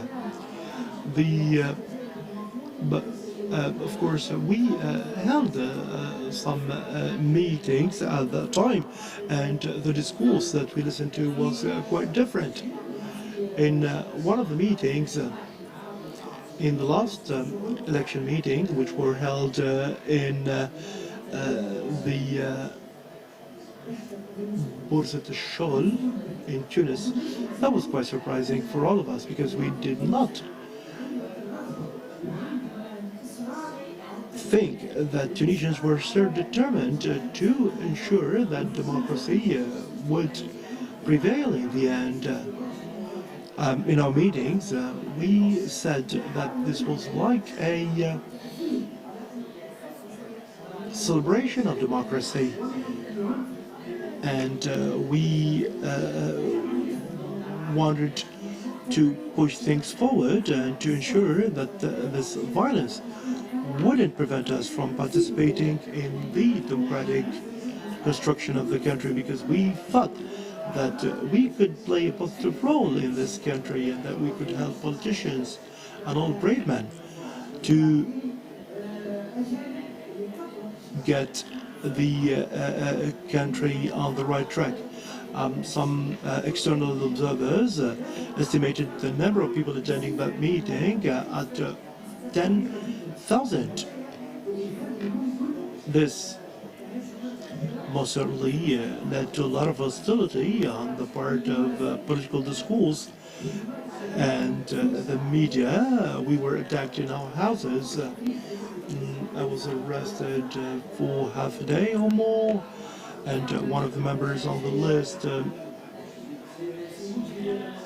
Mr. Moji Jouini, was raided in his house because he wanted to organize a meeting in the neighborhood, but the militia members were there, and the meeting was disrupted. Nonetheless, we managed to organize that meeting at the end. All these stages that we went through at the time were not easy, and it was quite difficult for us to accept all those changes occurring at that time. On the election day, the MDS withdrew, and we were actually contacted to follow the MDS in withdrawing, but we really wanted to participate, and we wanted to follow the results in the polling stations. The observers on the ground, we were able to contact them as soon as they received the first results. But unfortunately, in the polling stations, there was no single polling station where the situation was normal, because the purple ballot was almost absent. Or the militia members and the presidents of the party cells at that time addressed threats to people, instructing them to vote for the ruling party and to bring the other ballot to the militia members. They threatened them to stop providing social support to them or free of charge health care. The intimidation started to occur inside the polling stations. We want to make sure that we continue till the end. When the polling stations were closed, there were at least 40% of the observers who were asked to leave the polling stations. Some of them were arrested on the very same day, and some of them spent the night in prison. and there were other accusations which were directed to them. We continued to follow the election results, and the observers who remained in the polling stations tried to provide us with the figures. We had prepared tables to try to get the right or correct results, but unfortunately all those tables were taken from us.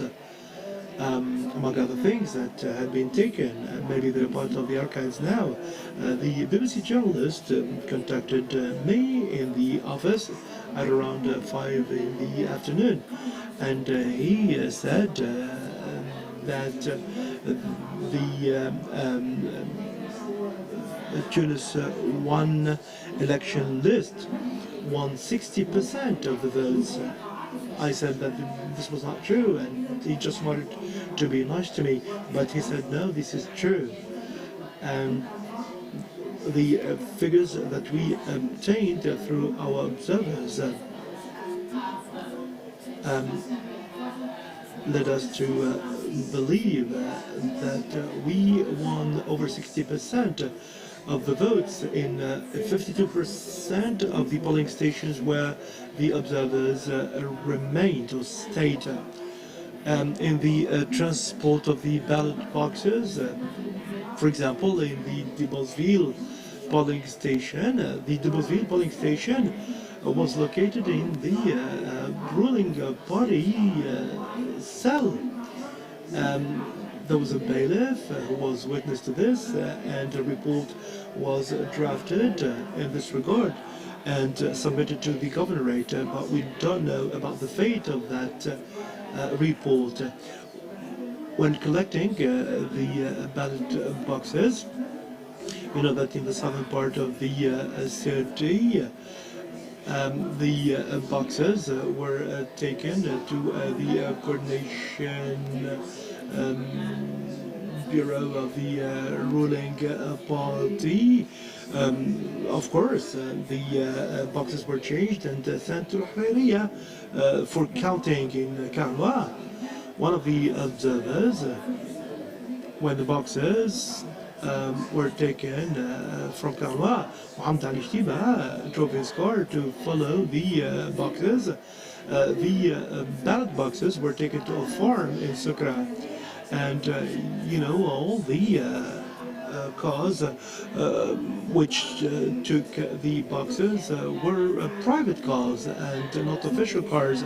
So the boxes were taken to Sukra, a farm there, and they were changed and then taken to the ballot counting office. Mr. Fakhar Ben Salem, who was one of the observers, he went to the ballot counting office, and he wanted to follow the process. But of course, they were prevented from taking the same car as the ones in which the boxes were taken. And Mr. Ben Salem was allowed to get into the ballot counting office.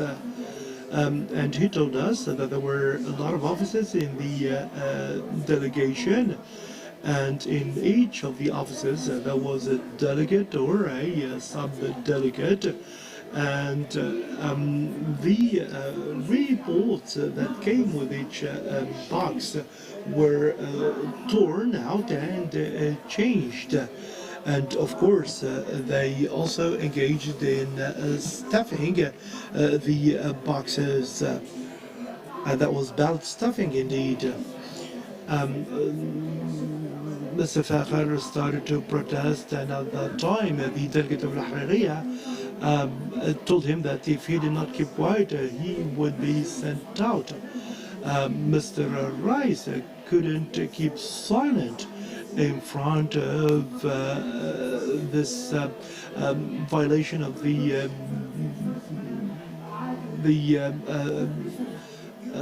let me tell you that the ballots were not counted in the first place. And ultimately, because he was started to protest loudly, he was taken and thrown out of the office. A report was prepared, but never accepted by the authorities. Amr Khmila.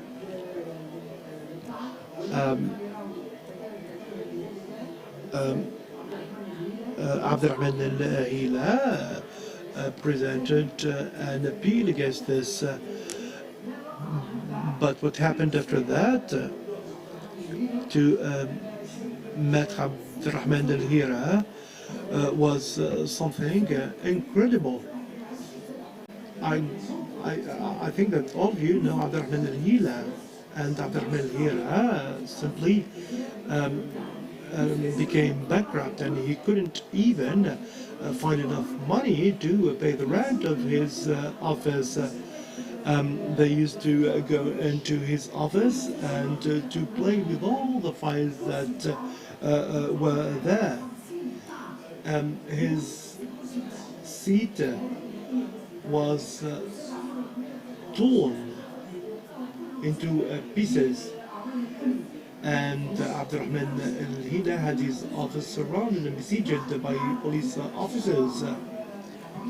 Omar al-Ahyawi and Sheikh Mansouri also were intimidated in their homes and on the streets.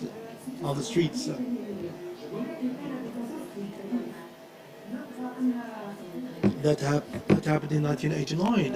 But when I look back into history, out of 12 elections, there is a statement which is always repeated in the international media. These elections have been manipulated voluntarily. It is this election fraud is simply a manipulation of the Tunisian people's will, who would have gained a lot from the 1989 elections if at least they accepted that the opposition would be present. Now we will have another election to be held soon.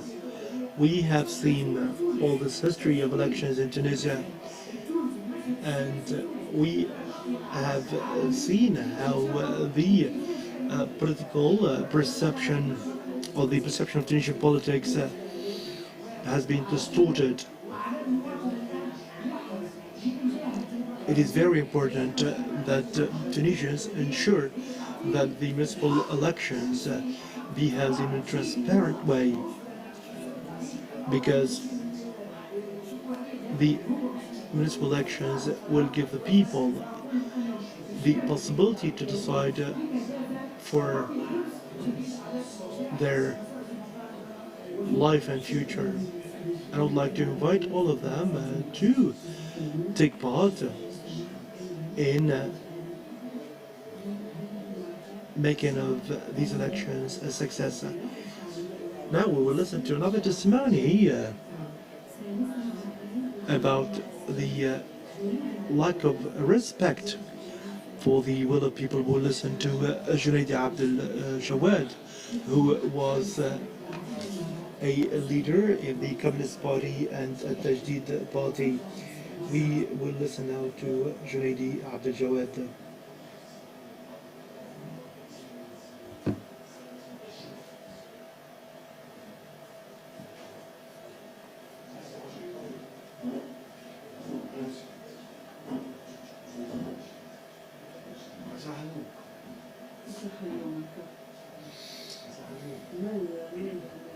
Good evening.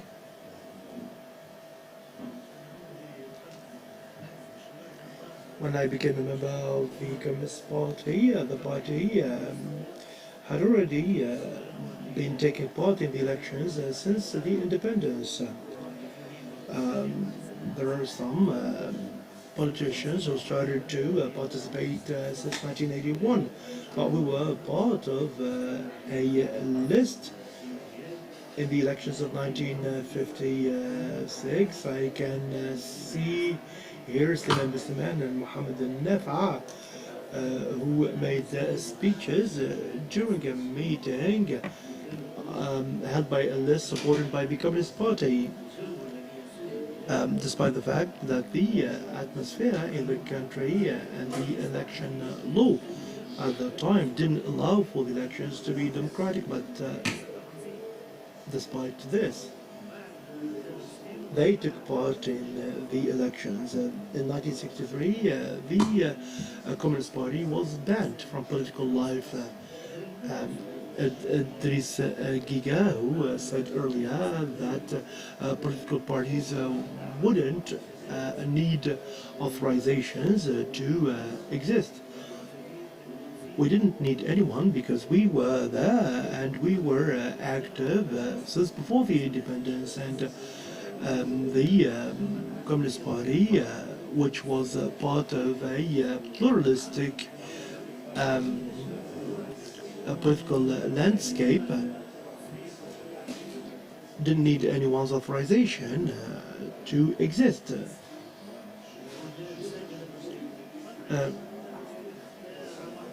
Since 1963, we did not take part in any elections because there were only single lists and one president and one party.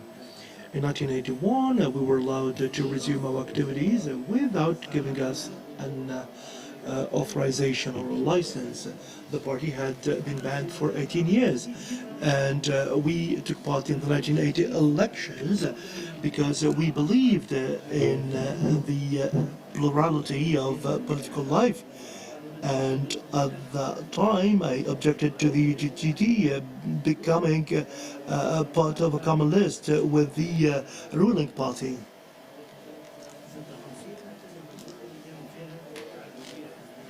But this, at least, was a translation of what we call political pluralism in elections. So we took part in the elections of 1981, and perhaps you could, many words are exchangeable here, interchangeable, like you could change MDS to with our party.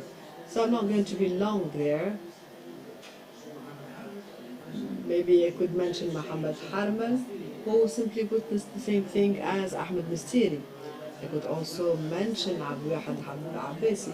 All of this is written in Tariq al-Jadid or the New Road. And the sticks mentioned by Abdurrahman Ladgham and all people, and the power cutting and the beating and the militia and all of that in all different steps. The observers were not allowed to record or to register rather, or they were not given the electors' cards. 6 years after, they were still after them for their professions, and those who lost their jobs because of participating in these elections. So you could see that this was, suffering in the skin, as we say.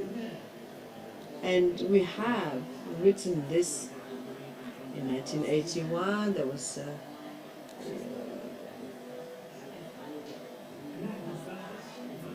Democracy, Mustaqbal, which was the future, and Tariq al-Jadid, or the New Road. I just wanted to perhaps correct one point mentioned by Mohammed Ben Noor. He said that the Communist Party negotiated with Hadi Bakoush and that we accepted to have the coalition list. No way, this is not true. Maybe MDS refused actively, but we have not at all negotiated about having a common list, either with the Dastoor party or with any other party. Mr. Junaidi, could you carry on? I would like Mr. Junaidi to talk and not to be interrupted. Thank you very much. In '89, we have not taken at all part in the elections. for everybody to know. I personally participated with an independent list in 1989. That was back then the progressive, the MSD, and then the Communist Party on the Monastir list.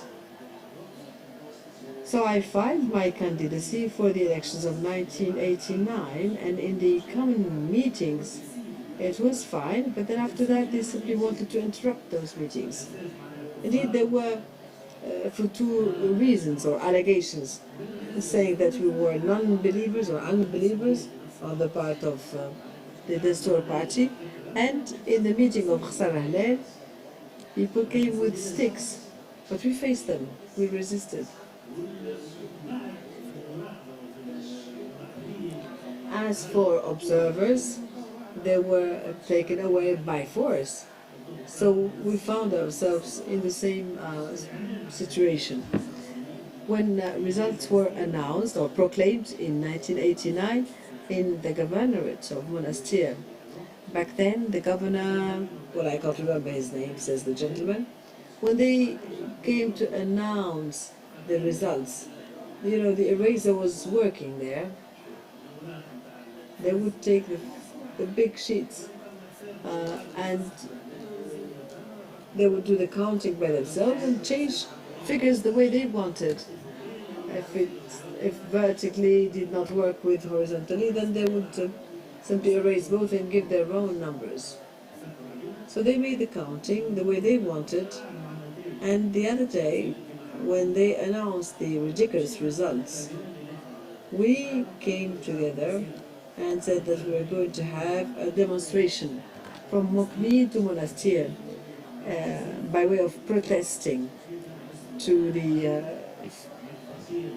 manipulation of the results. I wrote back then a letter to the President Ben Ali and to Nafati, who was the MOI back then, saying that we are going to have a peaceful protest demonstration asking for the protection of the security forces. When I left the post office, the Baga, meaning the police the car, was waiting for us.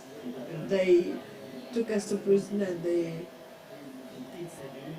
put us in a very small cell, dirty, and we could not sleep because the carpet was extremely dirty and it was very rough and harsh.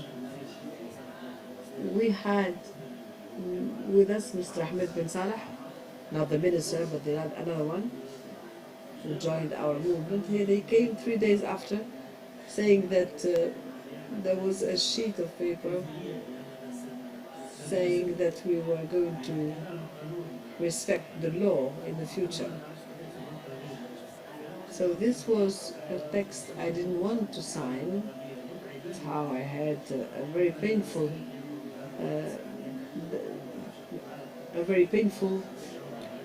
electoral campaign. But after that, they wanted to get us from the prison, and we resisted to that. We also took part in elections partially in Monastir against Abdel Abdallah. It's the same machine.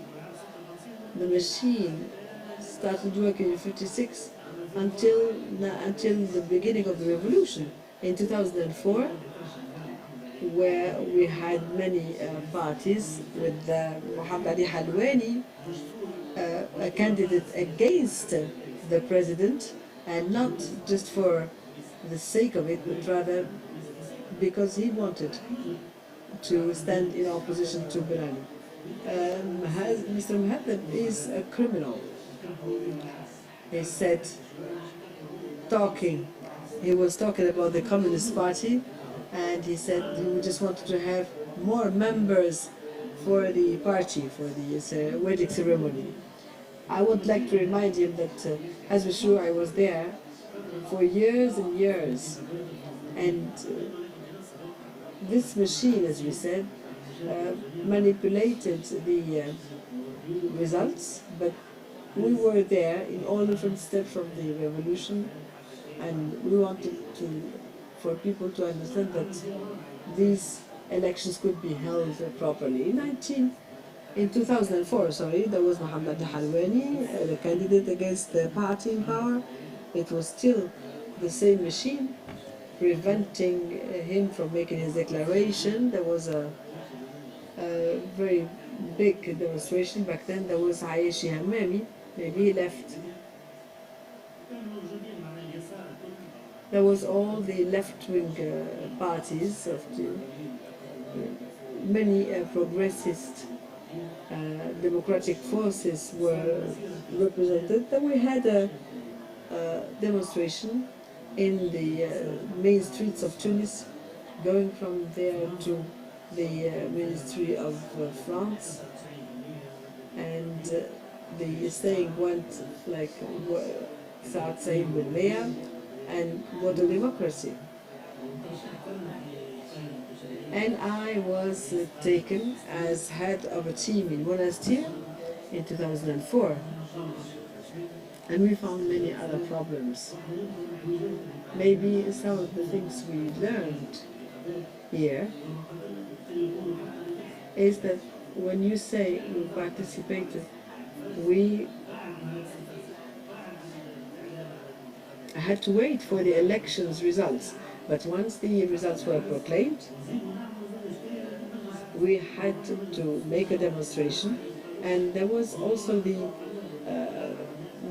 council created by their own laws. But now we have submitted reports to this parliament, and we had actually the answer.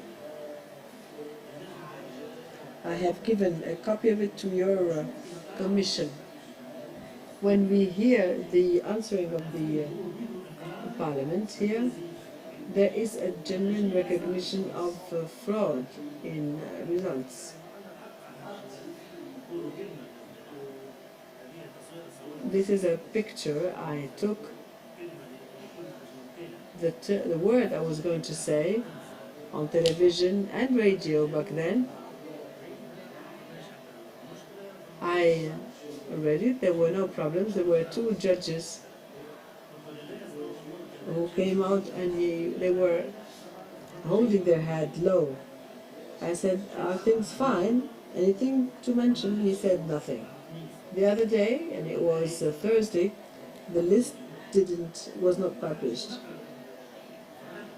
And then I read the reply of the Constitutional Council. There was this appeal. As regards the first appeal, and saying that we questioned the president of the radio and television institution, he said, we cannot allow these words to be expressed or publicized. He says, this is the head of the television and radio, and he was questioned by the Constitutional Council. They said, if we broadcast this, then I'm going to be held responsible. And without even having a look at the content of this page, of this text, he said, considering that the appealer doesn't have the right to cling to the procedures mentioned in the text, especially as it was evidenced, or that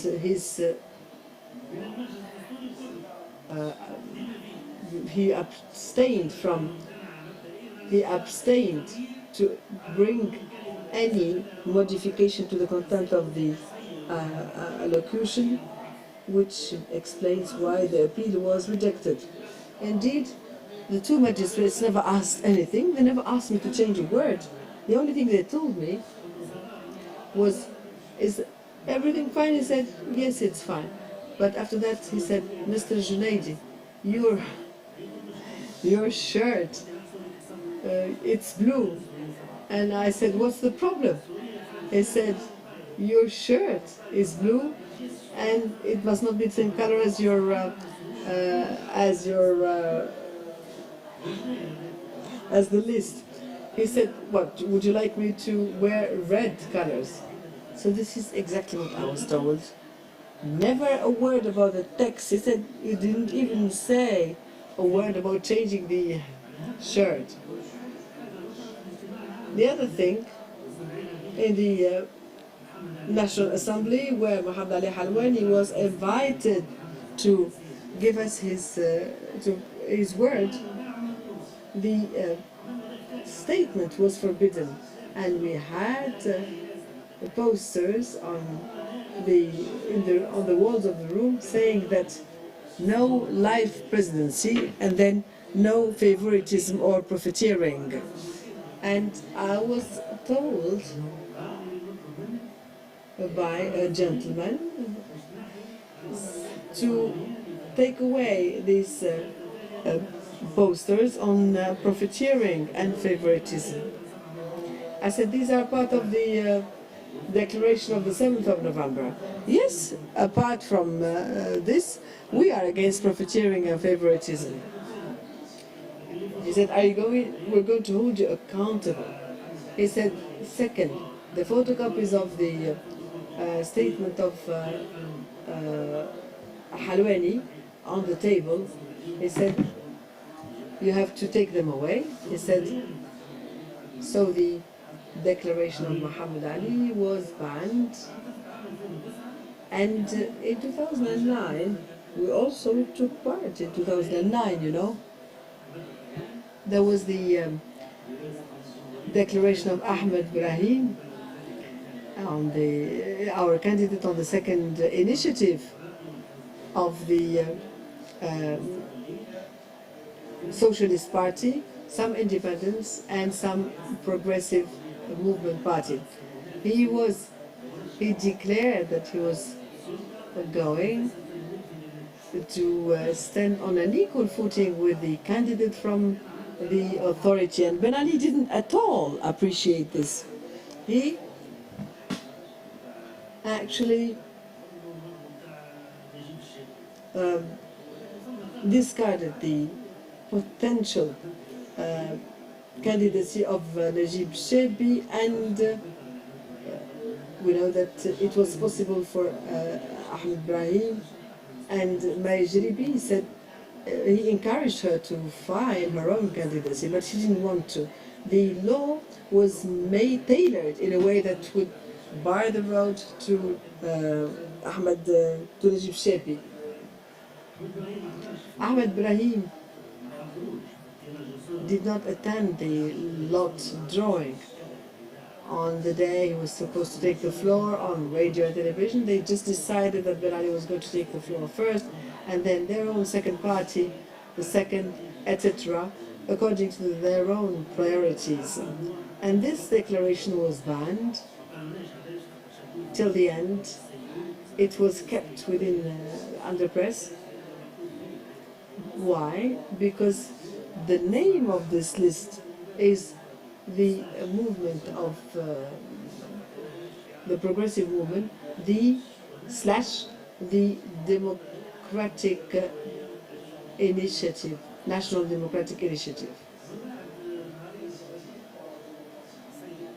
2 days before they released this statement, they said that they put a ban on it because of this slogan or logo saying Mubadara, which means initiative. Al-Tariq al-Jadid, the new road, is a newspaper. Here you can see the series number 149 that was seized. Khumayz Shammari, who called for supporting the candidacy of Ahmed Brahim. The series number 150, we used the color, the black color, with the same message. But what made them simply sees this number and not the other one? Simply because on the 16th of October we had the picture of Ahmed Brahim, whereas on the other one, the one that was not banned, we didn't have the picture of Ahmed Brahim. So as you can see, there isn't any genuine electoral competition that is fair and transparent. As I said, all you need to do is take away MDS and put PCT, Communist Party of Tunis, and you will find the same results. It's a cut and paste thing. So what I would like to add is the following. The continuous and recurrent disputes to reach the the conditions for fair and transparent elections are important to consider here. Now we know that we didn't get a chance to become president, but this was a big achievement for us, and we need to protect youth from this kind of frustration, but we also need to protect them from what we call corrupt money and corrupt electoral investment. If we want to have transparent and fair elections, then all forms of corruption, financial corruption, have to be banned. The EZ, luckily there are no governors today, or MY, or any other power of representatives can intervene. The EZ must be careful not to allow, not to open the door for money supporting elections. And I would like to urge youth to participate in elections, because the future clean and clear and corruption-free is to be built by youth. Thank you for your attention. Thank you, Mr. Junaidi.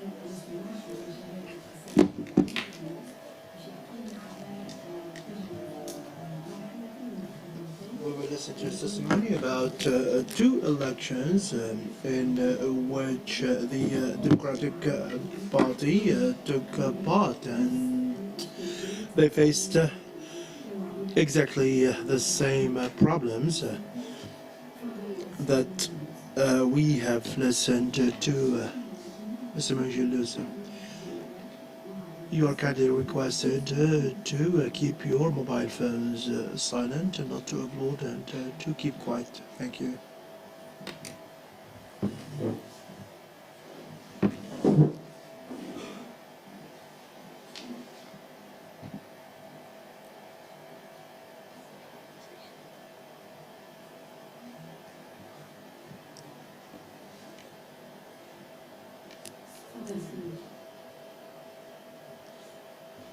The floor is yours, Mr. Manji.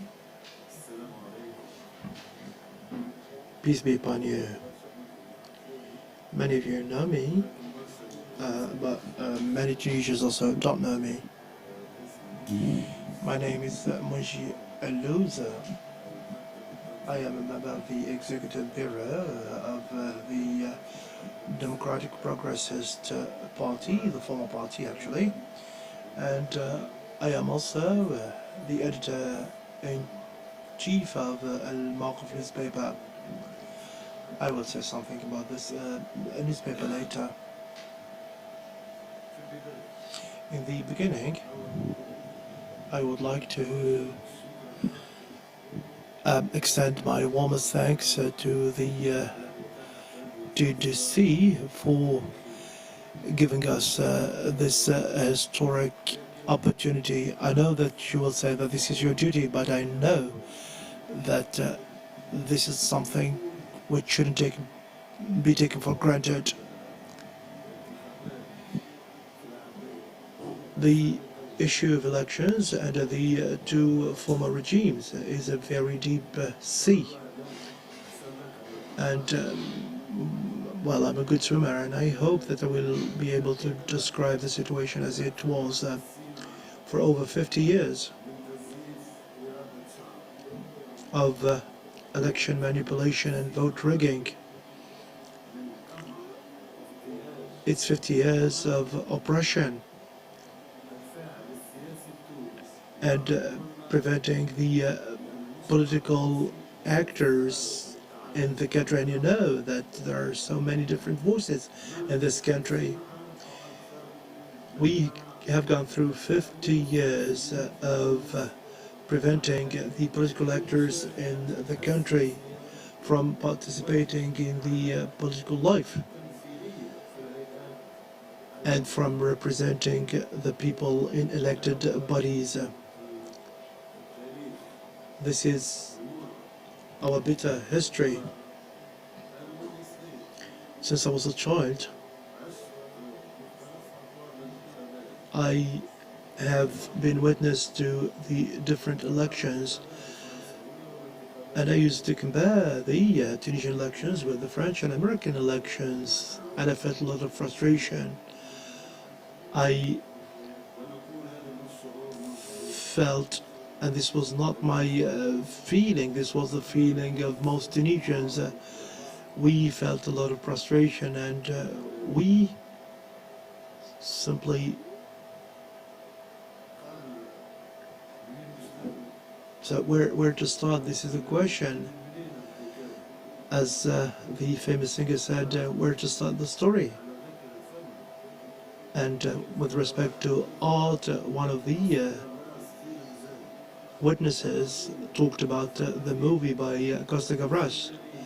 Let me say that musicians, artists, scenarists, scenario makers, they have a wealth of data to create art. I do confirm, based on my experience, that the major problems that have plagued our Tunisian state and society today, that is corruption, terrorism, and dictatorship. All these phenomena could be addressed only if we promote education, art, and culture. And I want to call upon intellectuals in this country to play an active role in this. I will focus mainly on two sides of the elections, or two types of elections, that is the presidential and the legislative elections. And I will focus on the peaks of elections, the 1989 elections and the elections of 1999 and the elections of 2009. But prior to this, and prior to talking about 1989, I would like to say one word about the elections and Bourguiba. Mr. Tahir Belkhuja, and you know that he was the Minister of Interior when I was arrested in 1973. And I was tortured until I was about to die for 3 weeks, night and day, 24/7. I was handcuffed. Then I sat with him. And my only hope at the time was to die under torture. Of course, this is not something that we will talk about now, but maybe another opportunity will be available for us to talk about this. I'm a person who sat with the people who tortured me and with Tahir Belkhuja. They asked for pardon, 5 or 4 of them, and all of them died, and I'm still alive.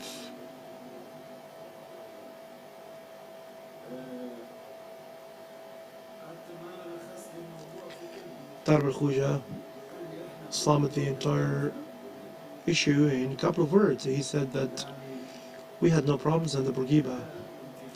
No elections, no fraud, because they actually did not need to engage in electoral fraud because they were a unique party and they had no reason why to manipulate elections. So all the stories told by Mr. Giga, these are just words.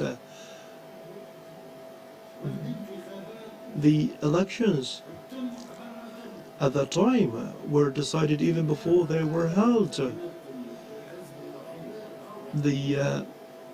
There were only unique lists of the ruling party, and people celebrated the success of the party before the elections were held.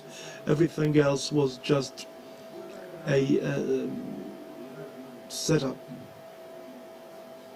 All Tunisians knew about that, and the international community also knew about that.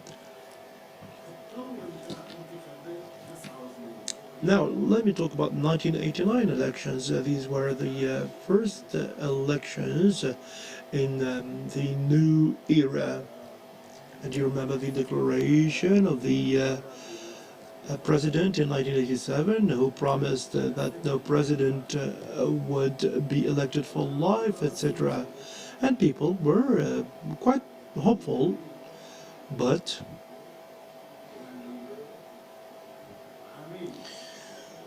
unfortunately, a couple of days were, enough to get the scene back to where it had been. And, this evening, someone talked about Bourguiba saying he sees no objection to the opposition participating in 1981. The 1989 elections were like a shock.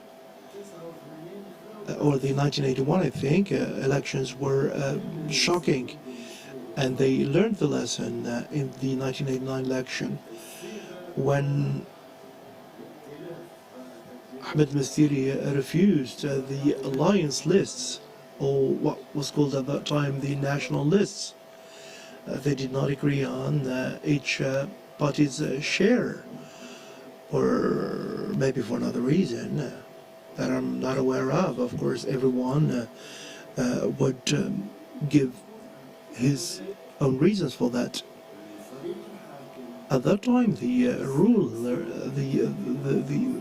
the authorities contained two parties, the MDS and the Islamists at that time. It contained both of them through the elections that were held at that time, and the ruling party, won the elections. At that time, the system was a majority system. So the 1989 elections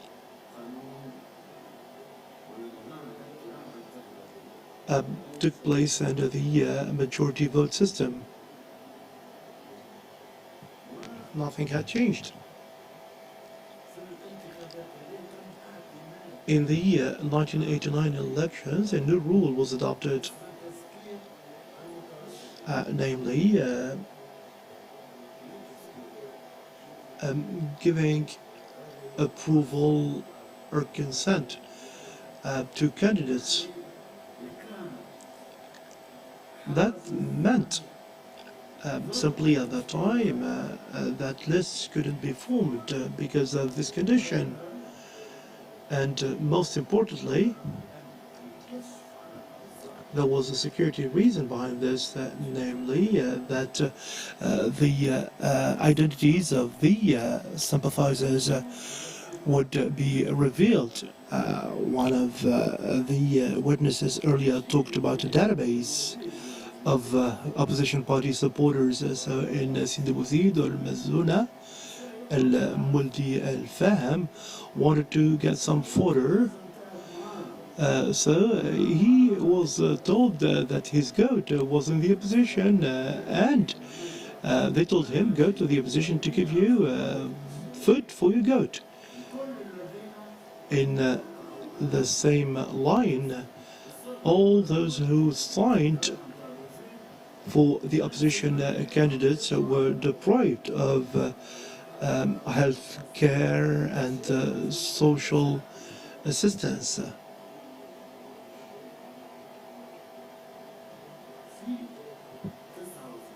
In 1989, Ahmed Ajib Shabi was at the head of the Ariana list.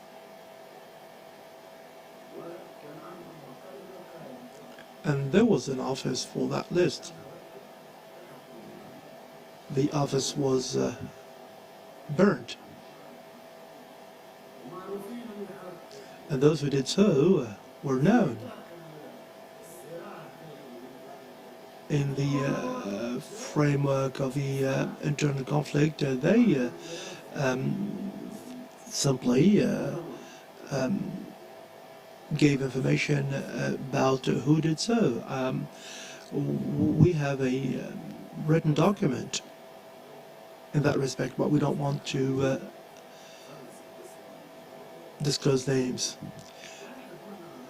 During the counting of the ballots, the members of one list were all excluded, and one of the members could stay in the room or in the office. He was an observer by law because he was a member of a list. Actually, what happened is that they put all the ballots in the dustbin.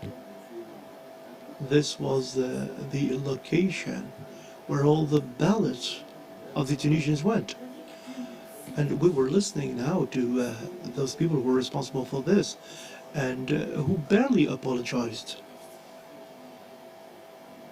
That led to a lot of frustration on our part. He actually, the member of our list protested against this. The member of the list said that he was legally an observer, so the police officers were called to take him out of the office. He went to the governor of Ariana to complain about what happened to him. But he was like someone talking to a wall.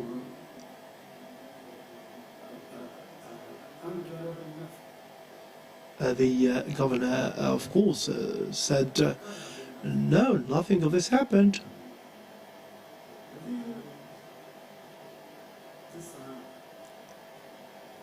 So this is what happened in 1989.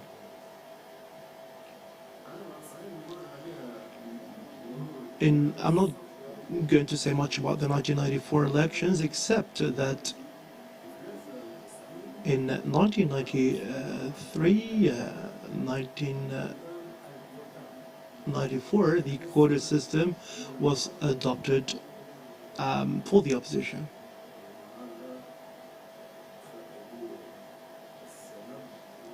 Of course, these were like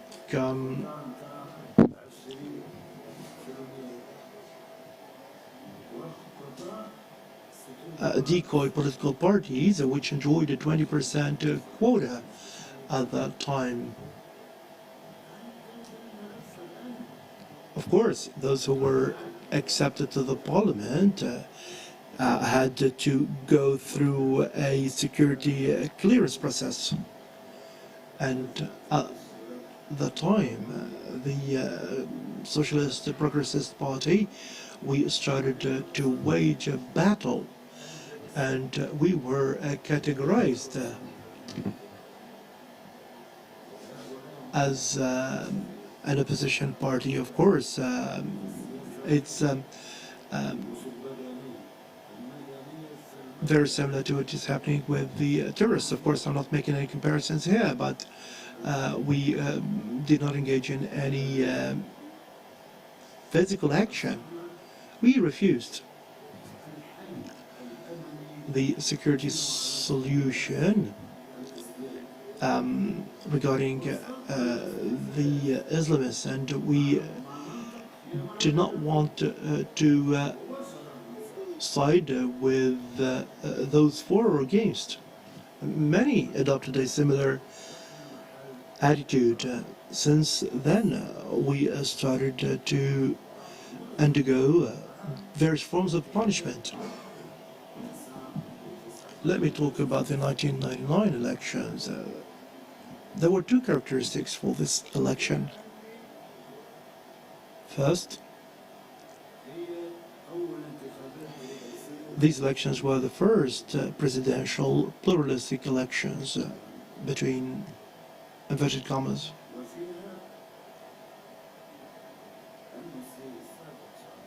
And at that time, Mr. Sadiq Shaban, may God pardon him, we do not feel any hatred towards any of them, and they know this. They used to exclude us and they used to hate us, but not us. Sadiq Shaban called me and said, it is high time you entered the decoy political parties arena. But there's a condition to this. You have to support the candidacy of the president. At that time, the trend was something like oil for food, and I said, is this a transaction that you want me to get into? He kept silent. And since then, we understood each other in a very clear way. In the 1999 elections, the Socialist Progressist Party had made a lot of progress, just like any other entity. So the party was present in all constituencies, but its lists actually were subject to a special treatment, and all legal reasons were used in order to nullify those lists and declare them illegal. In 2004, we were subject to the same methodology and to the same treatment, because at that time the criterion was not the number of votes. They simply decided on political grounds to deprive us from taking part in the elections, or in the no elections. These elections were basically security elections, so we withdrew before the election day, and we were determined to participate. The question is why? Because we were targeted, actually, so why participate in the first place? Many people from the left wing of Tunisian politics maybe were not or did not agree with us. And what we wanted to do is that we wanted to tell people about the reality of the elections from inside. And we wanted to do our best to reveal the workings of the electoral fraud system. In 2009, and these were the last elections under the former regime. In the beginning, let me tell you that most of our lists were actually declared illegal.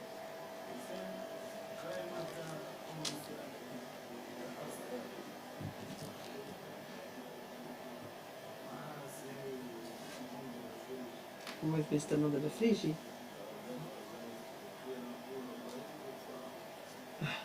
We are used to saying, may God have a good, may he have a good stance in front of God.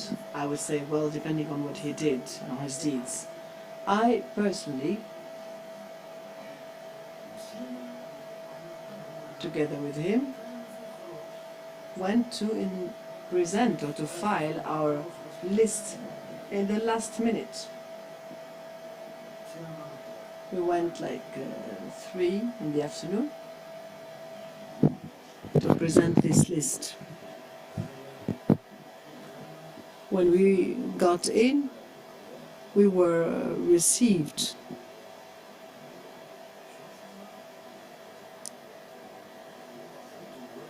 and at the reception there were people sitting behind, and they were very fit.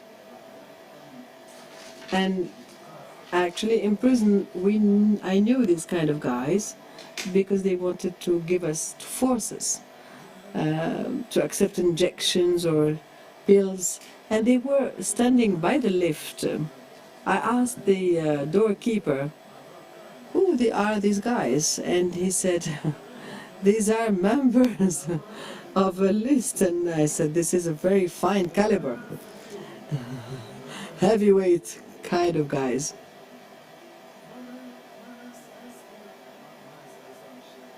And Isam Shebi was with us. May God, I mean, he's a very nice guy. 3, 4, 5 p.m. And I said, listen, what are we waiting for? They were simply standing by the lift, preventing us from getting into it. I said, okay, let's take the stairs. We had this time the delegate, and we simply pushed him aside and went upstairs. That's where we met Mr. Mondel. I told him, Mondel, you do this to me, Mongeluz? He said, no, Mr. Monji, I'm sorry, we didn't know. Yeah?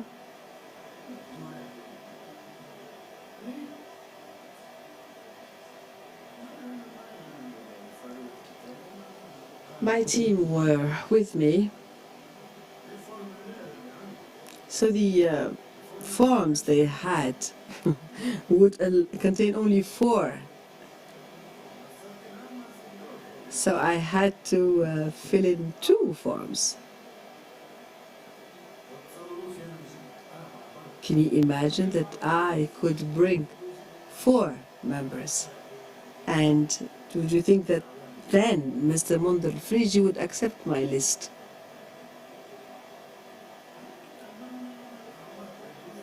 I eventually filled in the 2 forms, and when I was about to get the receipt, the list fell down. And he's now making a pun on the term list and the term legs, which in Arabic sound the same. He said, listen, no, you have only 4. So yes, most of the lists were simply discarded, and that's how we had to go times and times again to the Constitutional Council. With all due respect to the law, you feel frustrated, you feel, and many magistrates are friends of mine, and they went with us, obviously, especially I would like to give a special mention of women magistrates who were extremely brave.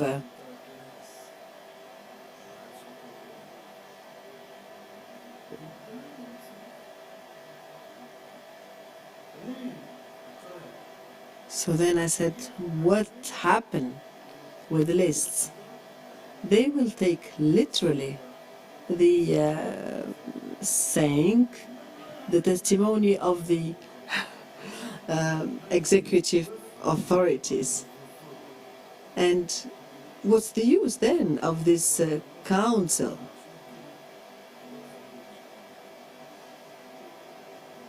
I appreciated the position of Ayad Nashur. Listen, I have so many things on my chest. I am glad that Ayad Nashur refused to integrate this council. And then afterwards, together we made the higher authority for the achievement of the revolution's objectives. Let me give you a brief overview on the elections. First, the electoral declaration of 2009. It was refused. So where was it refused or rejected? Mr. Aissam and Mr. Tersena want to negotiate with the political chamber of the MOI. What was the negotiation about? We knew from the events of the mines in the south, we felt that the country was heading into the wall, as we know.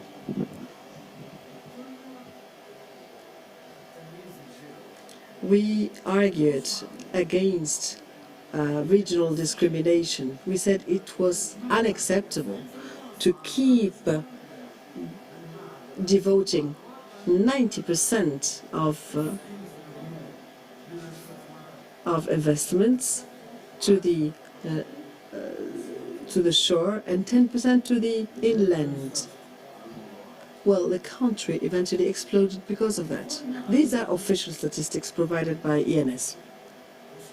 And we also said that it was unacceptable that Tunisian youth died in barks, in trying to cross the sea to the other shore of the Mediterranean. We said these problems had to be solved. And they wanted us to withdraw these two lines. And we said, no way. Now, after the campaign came to an end, and the Minister of the Interior, they said that our declaration could now be given back to us, as is. So this is, do you think this is what you may call a state? Mr. Aissam Chebbi and Mr. Rashid Khshena actually recorded, had testimonies recorded in television which were never broadcast. Mr. Rashid Khshena said, I challenge any minister under Ben Ali for a public contest on television.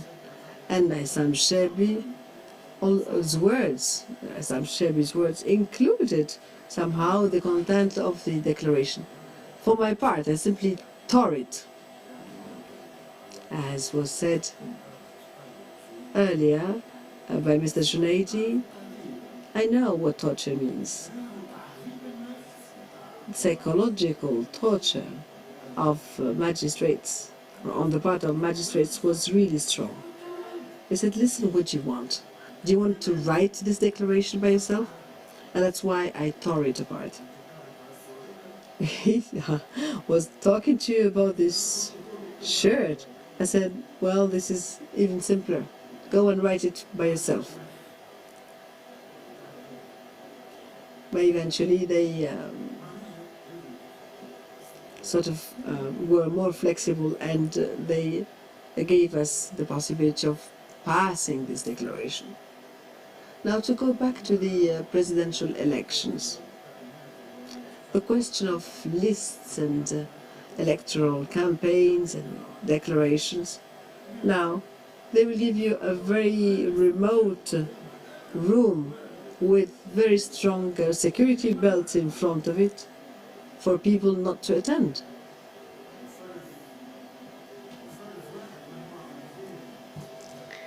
One of the delegates, chief delegates, gave instructions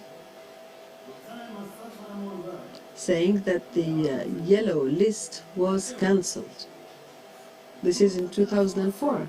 When you have a look at it, you will find it's part of trash. It's been littered.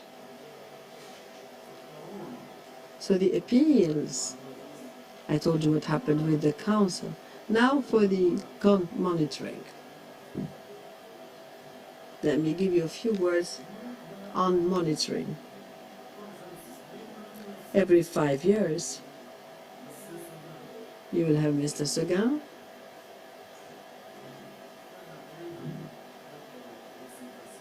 I remember we had the goat of Mr. Seguin. Mr. Seguin is here, where is his goat? Well, eventually I discovered that Tunisia was the goat. ATCE gave him the money of taxpayers, so that he gave a testimony that was not was fraudulent, and that was a shame for each and every French citizen. Let's not even talk about our African friends. Their situation is worse. They come from regimes that were worse than ours. Now they simply created this monitoring observatory, which was headed by Mr. Abeb Behi, head of the lawyers. Personally, I was at the very heart of my struggle with Mr. Frizi. He never answered. I met him one day, Mr. Abdul Wahab, and he said, "What did you say?" He said, "We simply reported that they cancelled your lists, and you're still not happy." I said, "What about the report?" I said. He said, "The report is in due hands." Public opinion has the right to know, he said. Now, the Tunisian Human Rights League, Mr. Mokhtar Trifi, and his and the other members of the league in the elections of 2004 and 2009, they tried to do things to help. Now, the presidential elections is the real problem in this Tunisia. This is the presidential regime that we have in Tunisia. It is presidency for its life presidency. They would not leave the chair, the presidential chair, unless they go senile. And senility is the problem of Tunisia under the two reigns of Bourguiba and Ben Ali.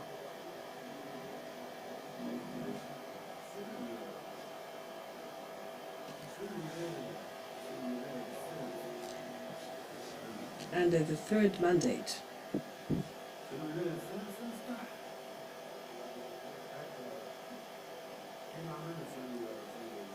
just like they did with Parliament, which is like a backing sound system for them. He wanted to give us, this drop-by-drop opening for presidential elections, saying that for those elections, the Secretary General of parliamentary parties, designed by him, appointed by him, and that brought satisfaction to him.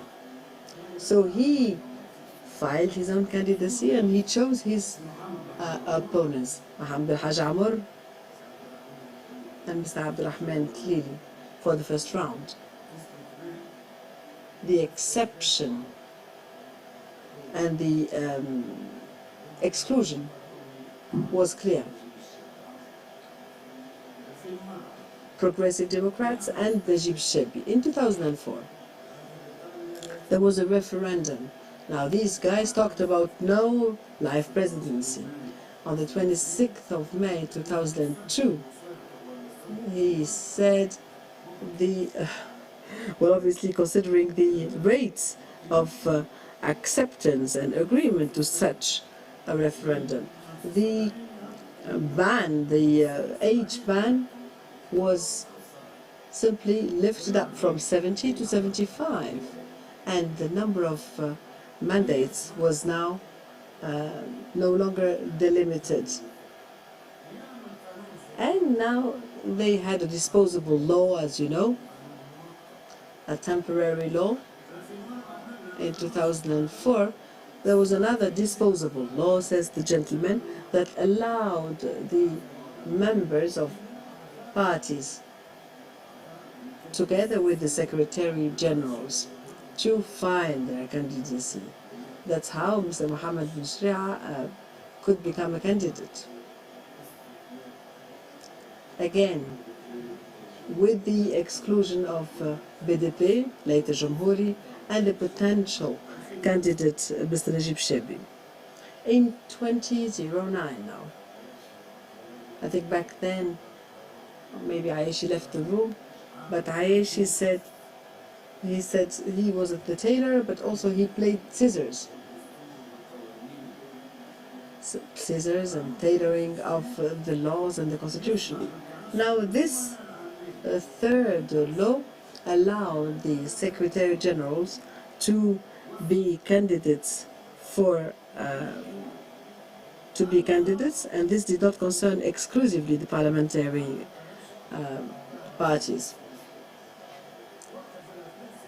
And that's how Mr. Najib Chebi gave, obviously, the power of the party to Maya Jribi. It was simply tailored to ban the way for Najib Chebi. All of these steps and stages were surrounded by campaigns. The Democratic Party in 2007, we have had this national campaign for freedoms, no life presidency. And in 2009, we had this campaign, no extension and no inheritance. We have had in between 18th of October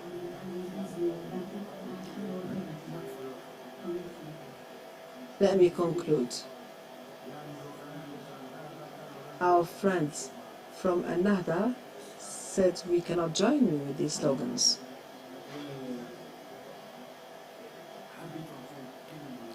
I just wanted to say one word. The electoral laws, whatever even if they are bad, they can work, even if there are transgressions. In 1981, there was this new hope. In 89, there was this small hope again. So this allowed us to make breakthroughs. By way of conclusion,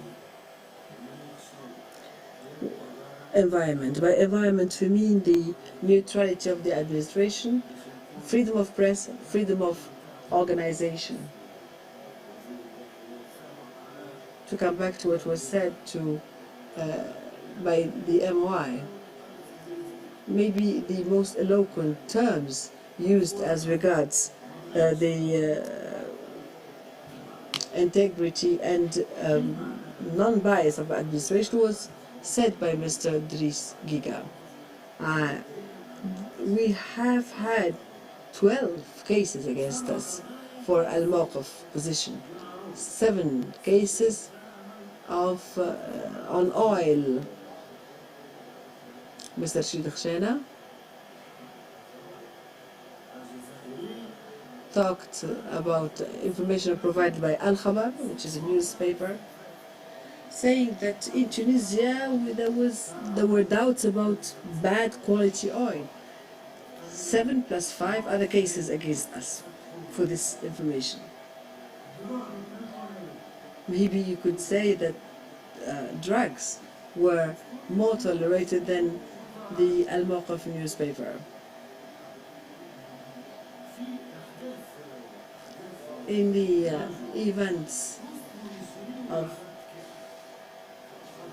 Al-Manjam, they simply bought the whole series to prevent it from being distributed. I also had with Mr. Rashid Khshana strikes, hunger strikes, and Najib and Maya have had their hunger strikes behind the governorate. We had meetings with 40 individuals. You would find 150 security guys, and then red alarm, and you will find the gas exploded, and the water house and the gas house intervening here and there.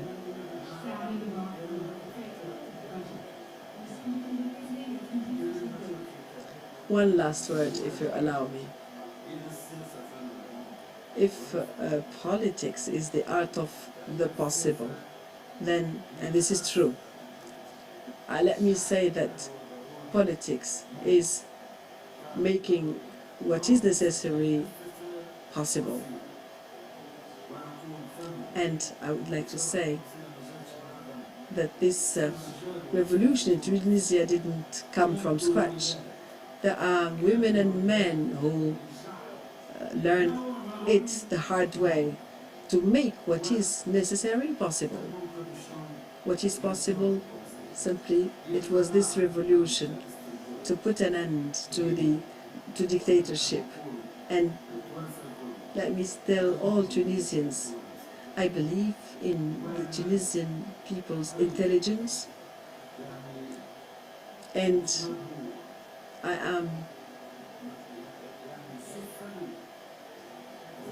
I heal the intelligence of the Tunisian elite, whatever their preferences or inclinations. Were it not for these two givens, our situation would be different today. And despite all difficulties and hardships that the democratic transition has been facing, Tunisia, all in all, is making it somehow because of the maturity, the smartness, intelligence of its elite, and its strive to settle things. Let me tell Tunisian youth that Tunisia is in your hands. You are responsible for what happens. For us, at least I'm talking for myself, my future is already behind me. Tunisia is in your hands. Tunisia is immune today. It's been injected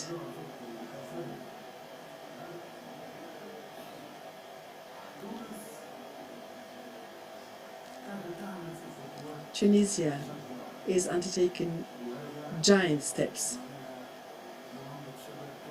and it's the responsibility of Tunisian youth for the future to keep Tunisia safe. Thank you very much. I would like you to. It's a summer night, as you can see. We're going to have Mr. Khalil Zawiya, who will give us his testimony on 2009 for Atakato.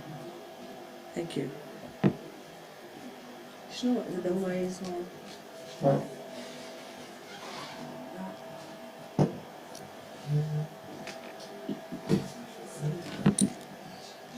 Thank you. I would like to thank the Truth and Dignity Commission for giving me this opportunity to talk about the experience of Atakato in the elections. We became a legal party in 2002, and since 2002 we became a legal party which was not recognized. We had no access to media, our activities were not covered. We struggled to have a newspaper, and in 2002, after the referendum, there was like a tendency for opening up to the opposition, and we were given a license to carry out our activities. In 2002 there was a referendum, following which the constitution was amended. It was like violating the very principles of the declaration of the 7th of November, and we called for a boycott of the elections after the movement of October 18th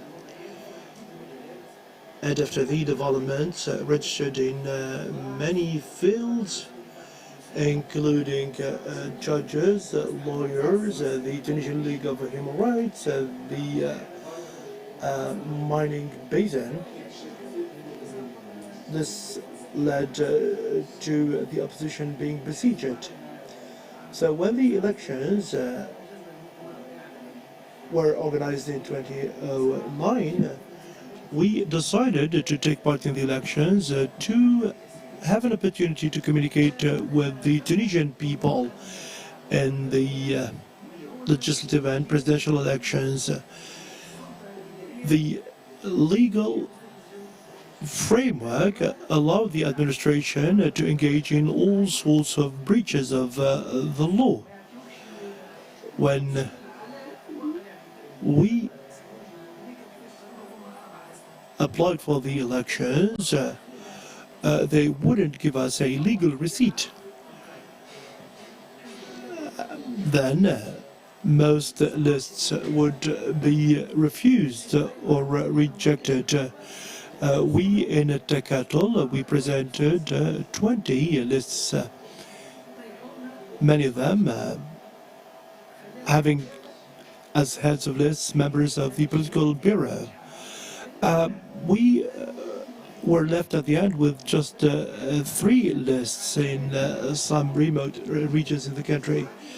And Ben Ali had already taken a decision to have an election without a campaign, and many of those decoy political parties simply accepted this reality. And the presidency of the Republic had all discretion to decide which lists would be accepted and which ones would be rejected. This system simply was designed in a way to choose who the tolerated opposition was. We talked a lot about Mr. Frigi because he was a symbol of political corruption. Unfortunately, we didn't listen to him today. He's a person who should present his apologies to the Tunisian people. In 2009, that was the first time I registered in the vote registry. Before that, date.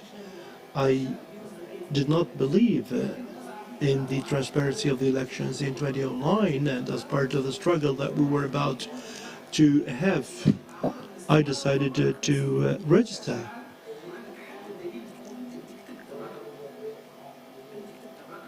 Of course, look at this card.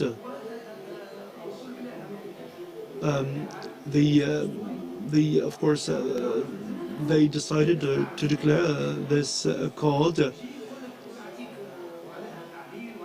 unacceptable.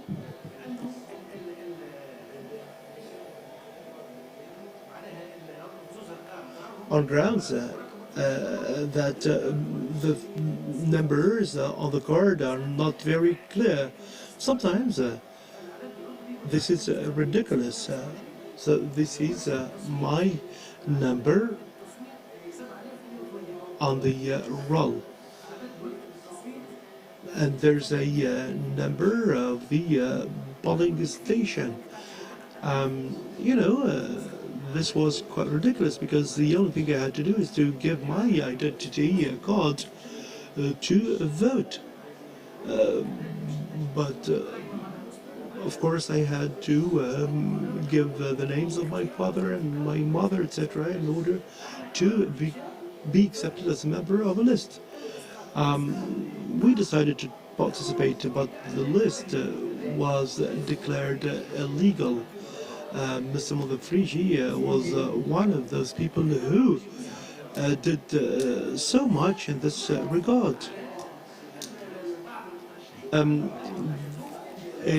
Janduba, our list was headed by Mr. Mishishi, and one of the candidates was subject to a lot of pressure, and he, without informing us, withdrew from the list so that the head of the list could not replace him. And we were informed at the last minute that this happened and we couldn't replace him in the Tunis 2 list.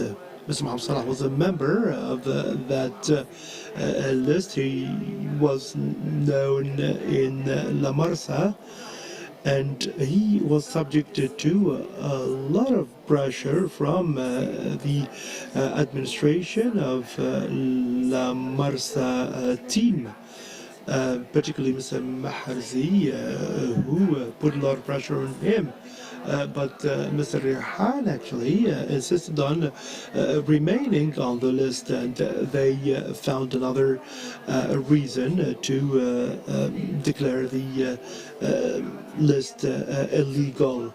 Actually, our goal was to make our voice heard to the Tunisian people, to make Tunisians listen to a different discourse, to give some hope to Tunisians that there are people who could use a moderate discourse that defends the rights of Tunisians without adopting the same discourse as that of the decoy political parties, which pretended to be a constructive opposition.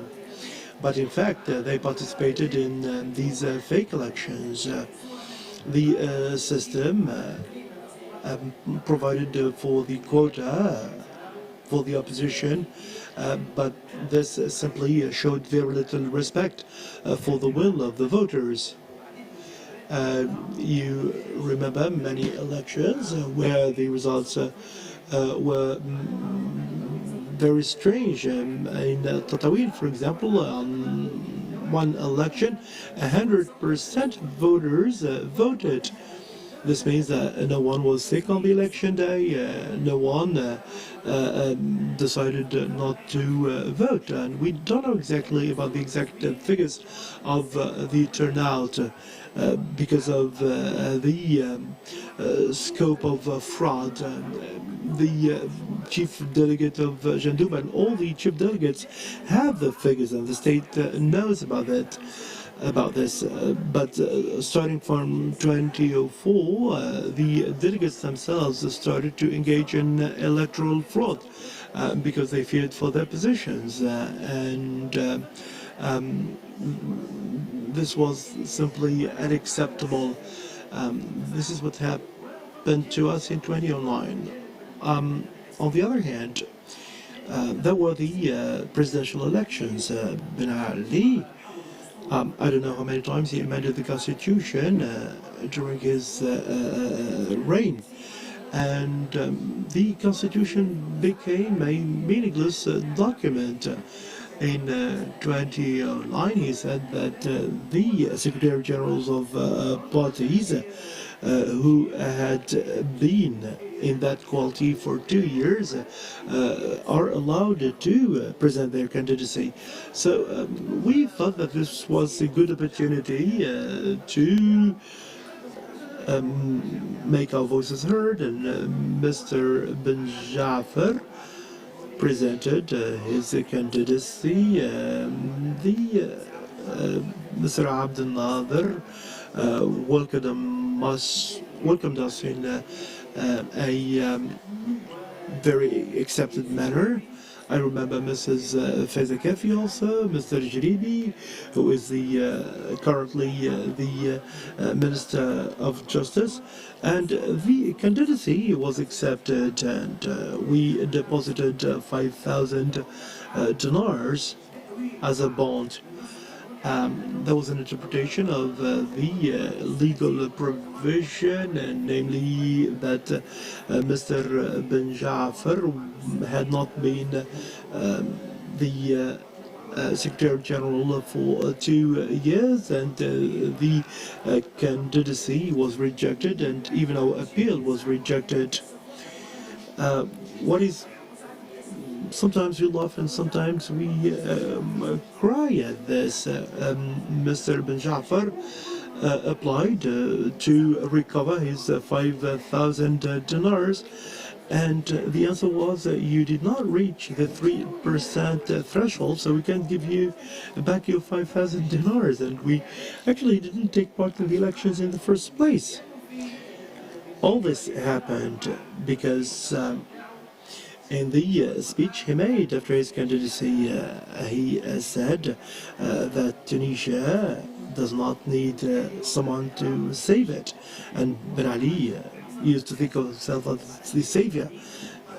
So he was banished for that, and the party was very harshly penalized for this.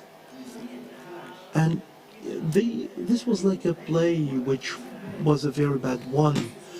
Mr. Sega or Mrs. Fatma Karai at that time wanted to convince us that the monitoring was carried out in a proper manner. We lived through all this with a lot of bitterness, because we thought that the Tunisian people didn't deserve to see the elections falsified. We went through all this with a lot of bitterness. The main difference between Ben Ali and Bourguiba is that under Ben Ali, he gave all this a legal aspect. But under Bourguiba, people didn't feel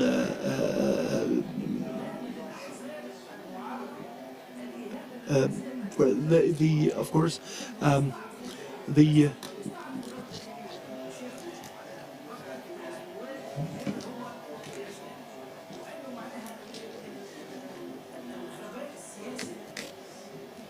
the political stupidity for the regime under Ben Ali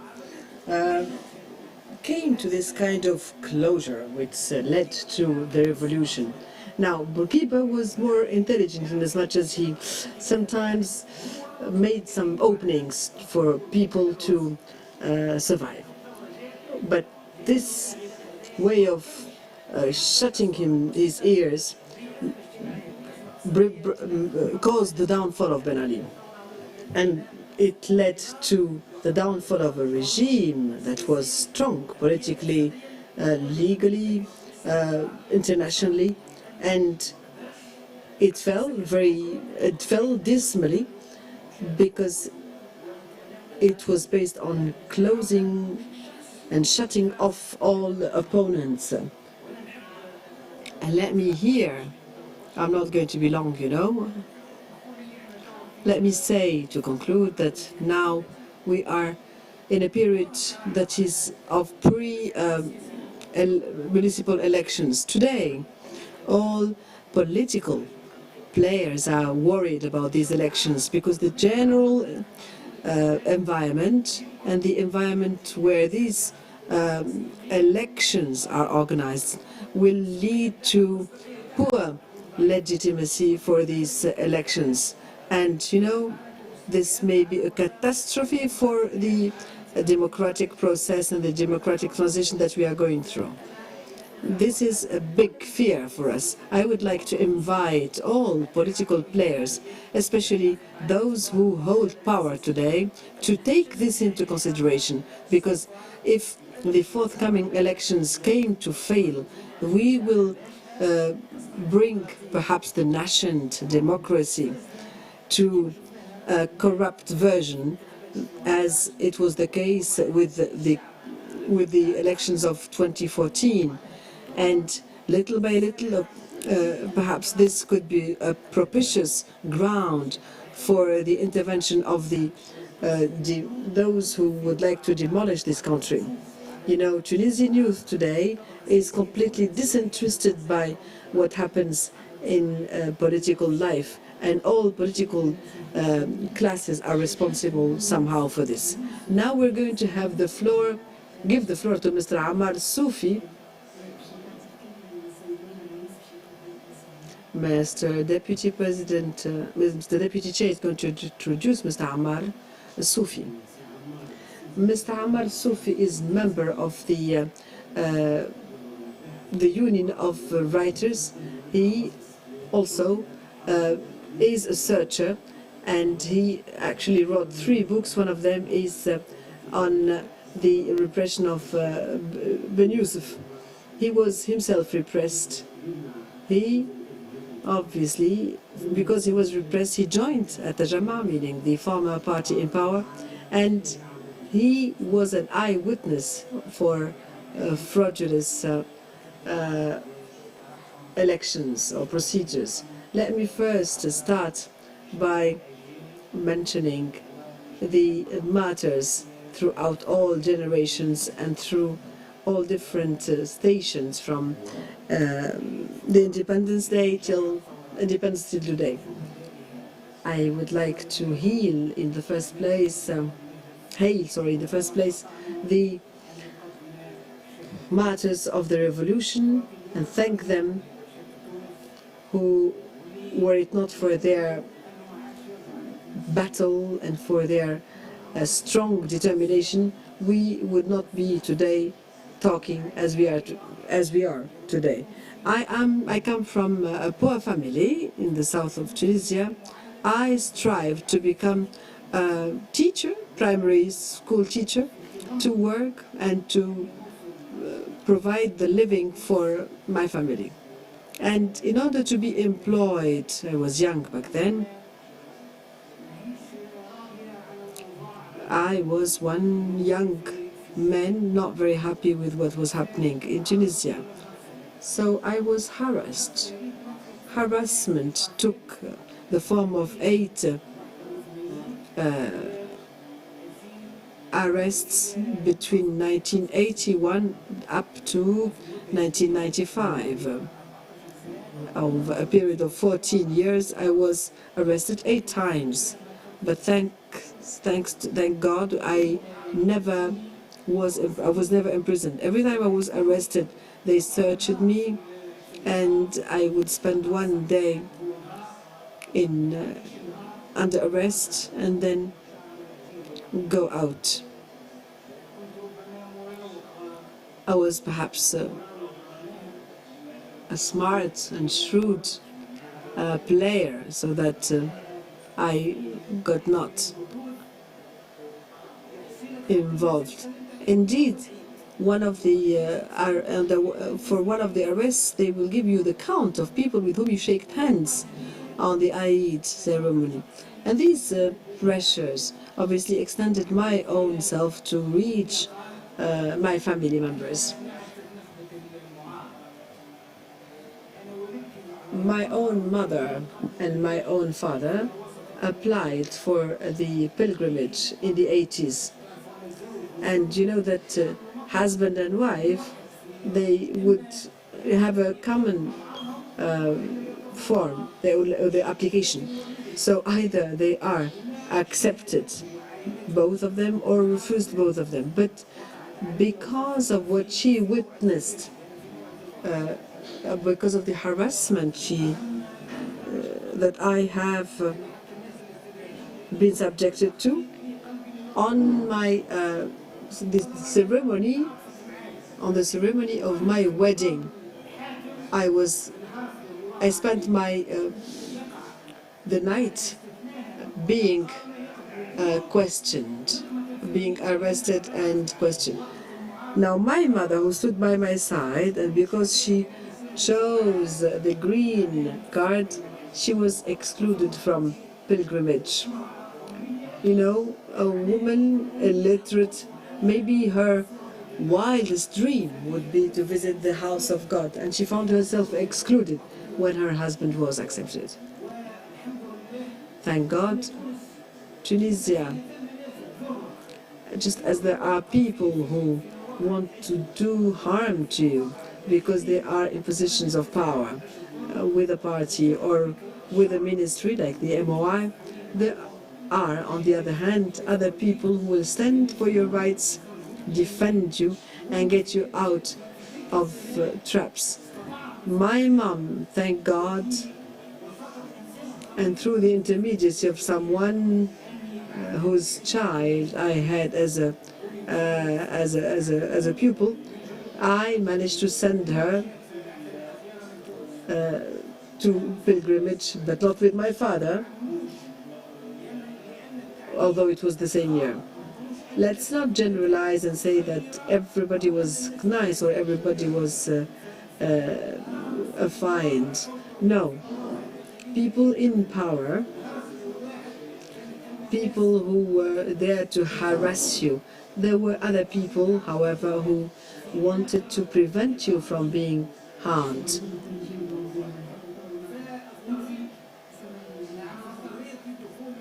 So that's why I had to join the elections, because I was asked to do so. He said, I thought this was keep me protected from these procedures. And I want to be a witness before God, before history, before the nation, so that this does not happen again to our children and kids. So how could they get the 4 nines, 99.99, and sometimes they were kind enough to bring it down to 97 or 98 decimals. Mr. Ammar, please.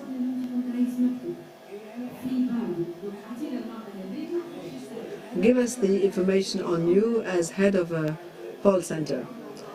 The delegate asked me to help with the election poll centers. I thought this was occasion. In 1994, I was deputy head of a center, and in 1999 I became head of a poll center, and this was the same in 2004. In 2004, I noticed that the fraud started with the distribution of the cards. Not all cards was distributed. Those whom they trusted to vote for the party in power were given cards, whereas others simply were kept by the delegations and heads of delegations, and they would use them actually in the place and of the voters. So you see, some people voted for themselves and also for others. And there were instructions as regards the dispatching.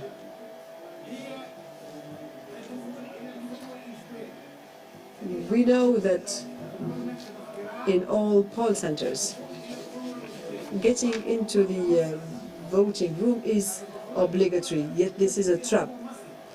This is a genuine trap because there the opponents will be caught, because those who would choose the party in power's card would choose it in the open, and they would put it in the envelope and put it in the urn. But those who want to get inside are those who wouldn't like to be seen or caught voting for a different party. Their names are then taken or noted, registered, and they are deprived from loans with banks, with employment opportunities, etc. Getting into the this isolation place is like a trap for the opponents.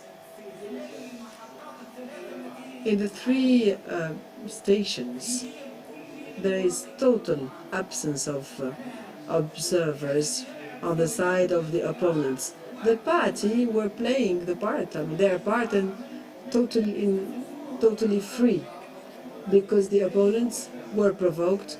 They will make problems with them, and they will never get a chance to get into the center. And the three election years, I never had any observer on the side of the opponents.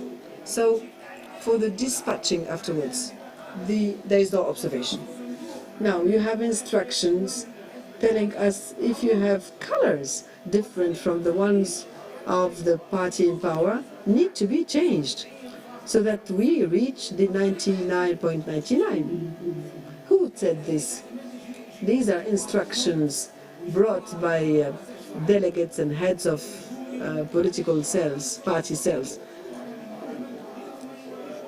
They will not show their faces, obviously, but through their agents they will send such instructions.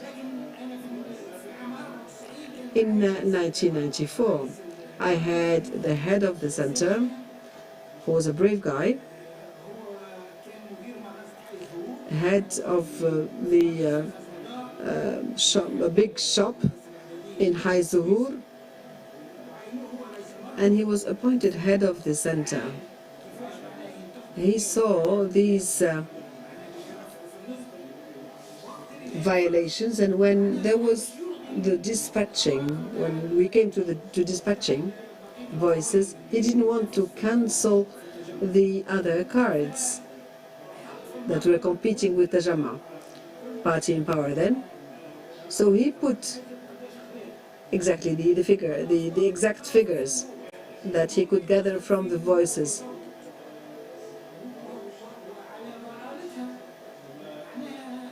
There weren't many, yet we were faced with strong wrath. It's something like 30 voices out of 200. Something like 30 out of 200, yet we were told off, and they were absolutely cross with us because of these 30 voices.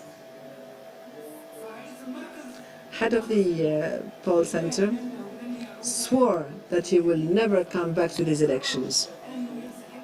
He decided to resign and never to answer positively and be head of a polling center. In the elections of 1999, I was appointed head of the center, and I wanted to carry on on the same path. That is to say, to be as brave as him. That year, instructions were that dispatching were no longer to be done in the centers, the poll centers, because they were afraid that international observers may visit Bardo So this is why it took place in the municipality. When I brought the votes with me, and I gave them, gave lists of them as on the minutes, I was strongly told off by the head of the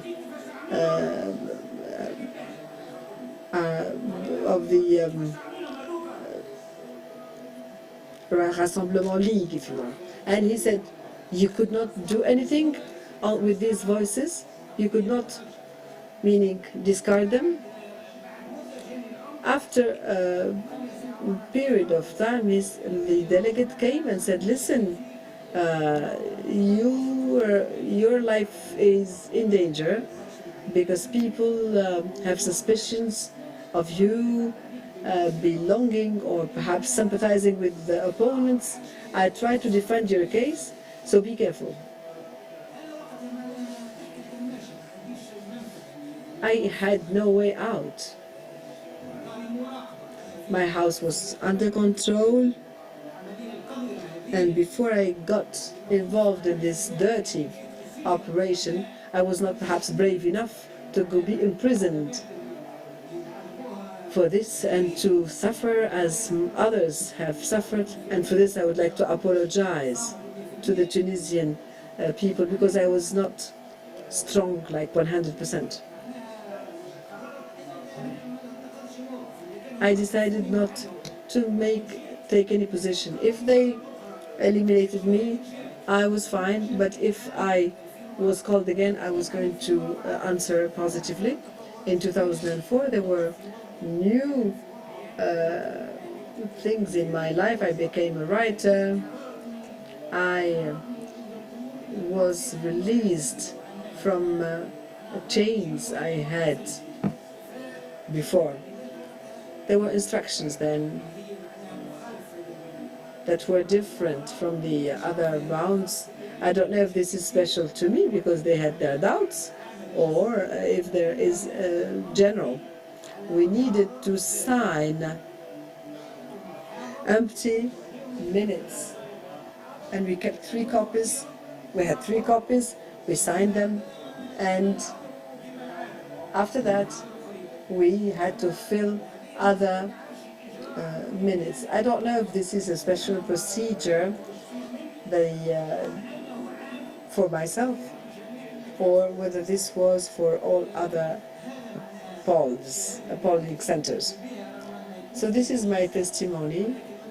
This hurts me, but for Tunisia, individuals disappear, and what happened to me is something I wouldn't like to happen to others, to my own children and great children. At the end of my presentation, as a historian, I lived maybe for 3 days with Tajama, but I have been 30 years as a researcher on a subject which is key to Tunisia. It concerns the makers of independence, those who went to the mountains and hills, what we call the Army of National Liberation. I spent half of my life talking to them, listening to them, moving from one village to another in the mountains to listen to their testimonies. And today I would like to call your attention to the fact that very few of them are alive again. Many fighters, those who made the independence, today live in wretched conditions. Believe me, last year I took young filmmakers to one of the fighters. It was in dead winter. Now this man spent 25 days buried under the earth. He was actually, he had a bullet, had bullets in his body. One of them actually pierced his thigh, and please don't interrupt me. And I'm taking the floor. I am the last to take the floor, and I'm really summarizing. This fighter, his little finger was in one direction and the other one was in the other direction. He was in utter poverty. One of the fighters had the slogan, had the trophy of 1987, and he simply hung it to the neck of his donkey, and he kept asking people for money. We have a law for the fighters. The government of Mahdi Jama'a asked us to amend this law. From that period until today, it's been on the shelves. Thank you very much, Mr. Amma. Thank you very much. This was very brave of you. We have one other testimony. I know that it's late, but we have another testimony by Mr. Mohammed Riani, who used to be the Secretary General of the RCD party in 2004-2009 and until 2011. 8 minutes. It's not really that long.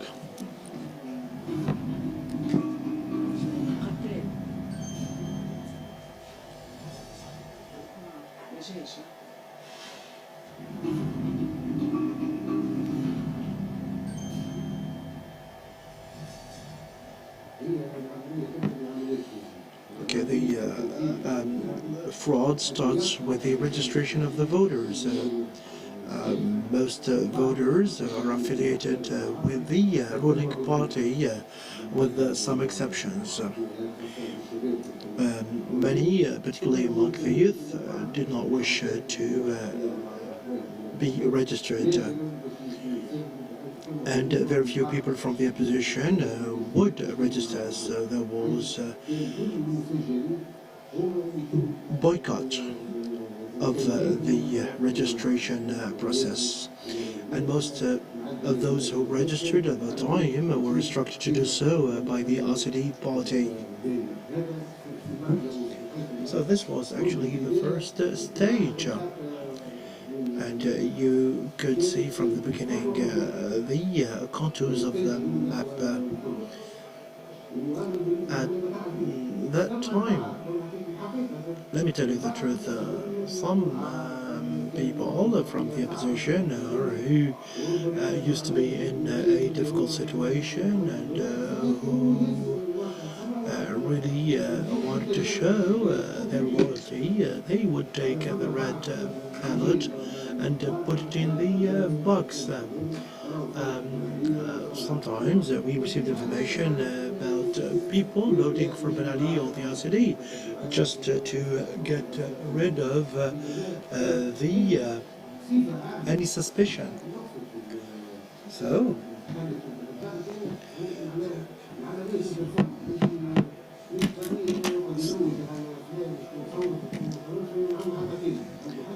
actually, there was it was meaningless to see who voted for whom, because at that time many of those who supported the RCD party were put to trial, actually, because they engaged in violence against the opposition. But this was not covered by the media. Indeed, in Qarwan, we had an example of some activists of the ruling party who were taken to court because they beat some activists from the opposition. Of course, the election was organized in a way in such a way as to make the ruling party win the seats, but the authorities really wanted to give a sense of legitimacy and transparency to all this, at least on the surface of it. Sometimes we agreed with some parties to reduce some percentages from 99% to 94%. We agreed sometimes to give some seats to the opposition. So there were a lot of calculations actually about which parties would get which seats. Everything was prepared in advance in a way that would give full success to the RCD party list and make sure that some particular figures from the opposition would become part of the political landscape. So it's a matter of coordination between the presidency and the Ministry of the Interior. The RCD was not involved in that, and sometimes the police institution also was not involved because they didn't want to disclose information that they considered confidential. We were instructed to accept decisions without asking about the reasons behind them. The political map was decided between the presidency and the Ministry of the Interior, together with some parties. At that time, there was at that time there was some sort of marketing of the elections to the public opinion, and sometimes the regime was blamed for including some minor opposition parties in the parliament. This was something done on purpose. That was the philosophy of the regime at that time in handling the political affairs of the country. And changes were made in order to allow some parties to present their candidates. And within the system itself, there was a debate about those laws which were tailored to fit the needs of some parties and the political party at the time. However, at the time, some people wanted to focus on those formalities which did some harm to the regime. Now, regarding the media coverage of the meetings during the elections, well, for the RCD, there was no problem in the media coverage, but for the opposition, the media focused on the very small number of people attending those meetings. Sometimes they would focus on one party. It was something which was planned in advance in order to boost or minimize the influence and weight of particular parties. Now, in 2009, people started to talk about who would be the president after Ben Ali. Because you know that in Tunisia, the country is very strongly tied to the president. If the president was known to be leaving office, this would undermine his authority. So people started to call for Ben Ali to remain because the regime wanted the people to see that Ben Ali was the center of the authority, and they wanted to keep the central weight of the palace. Now, we have finished with testimonies, but we have video now. It's a documentary which will sum up the entire process. The number of voters.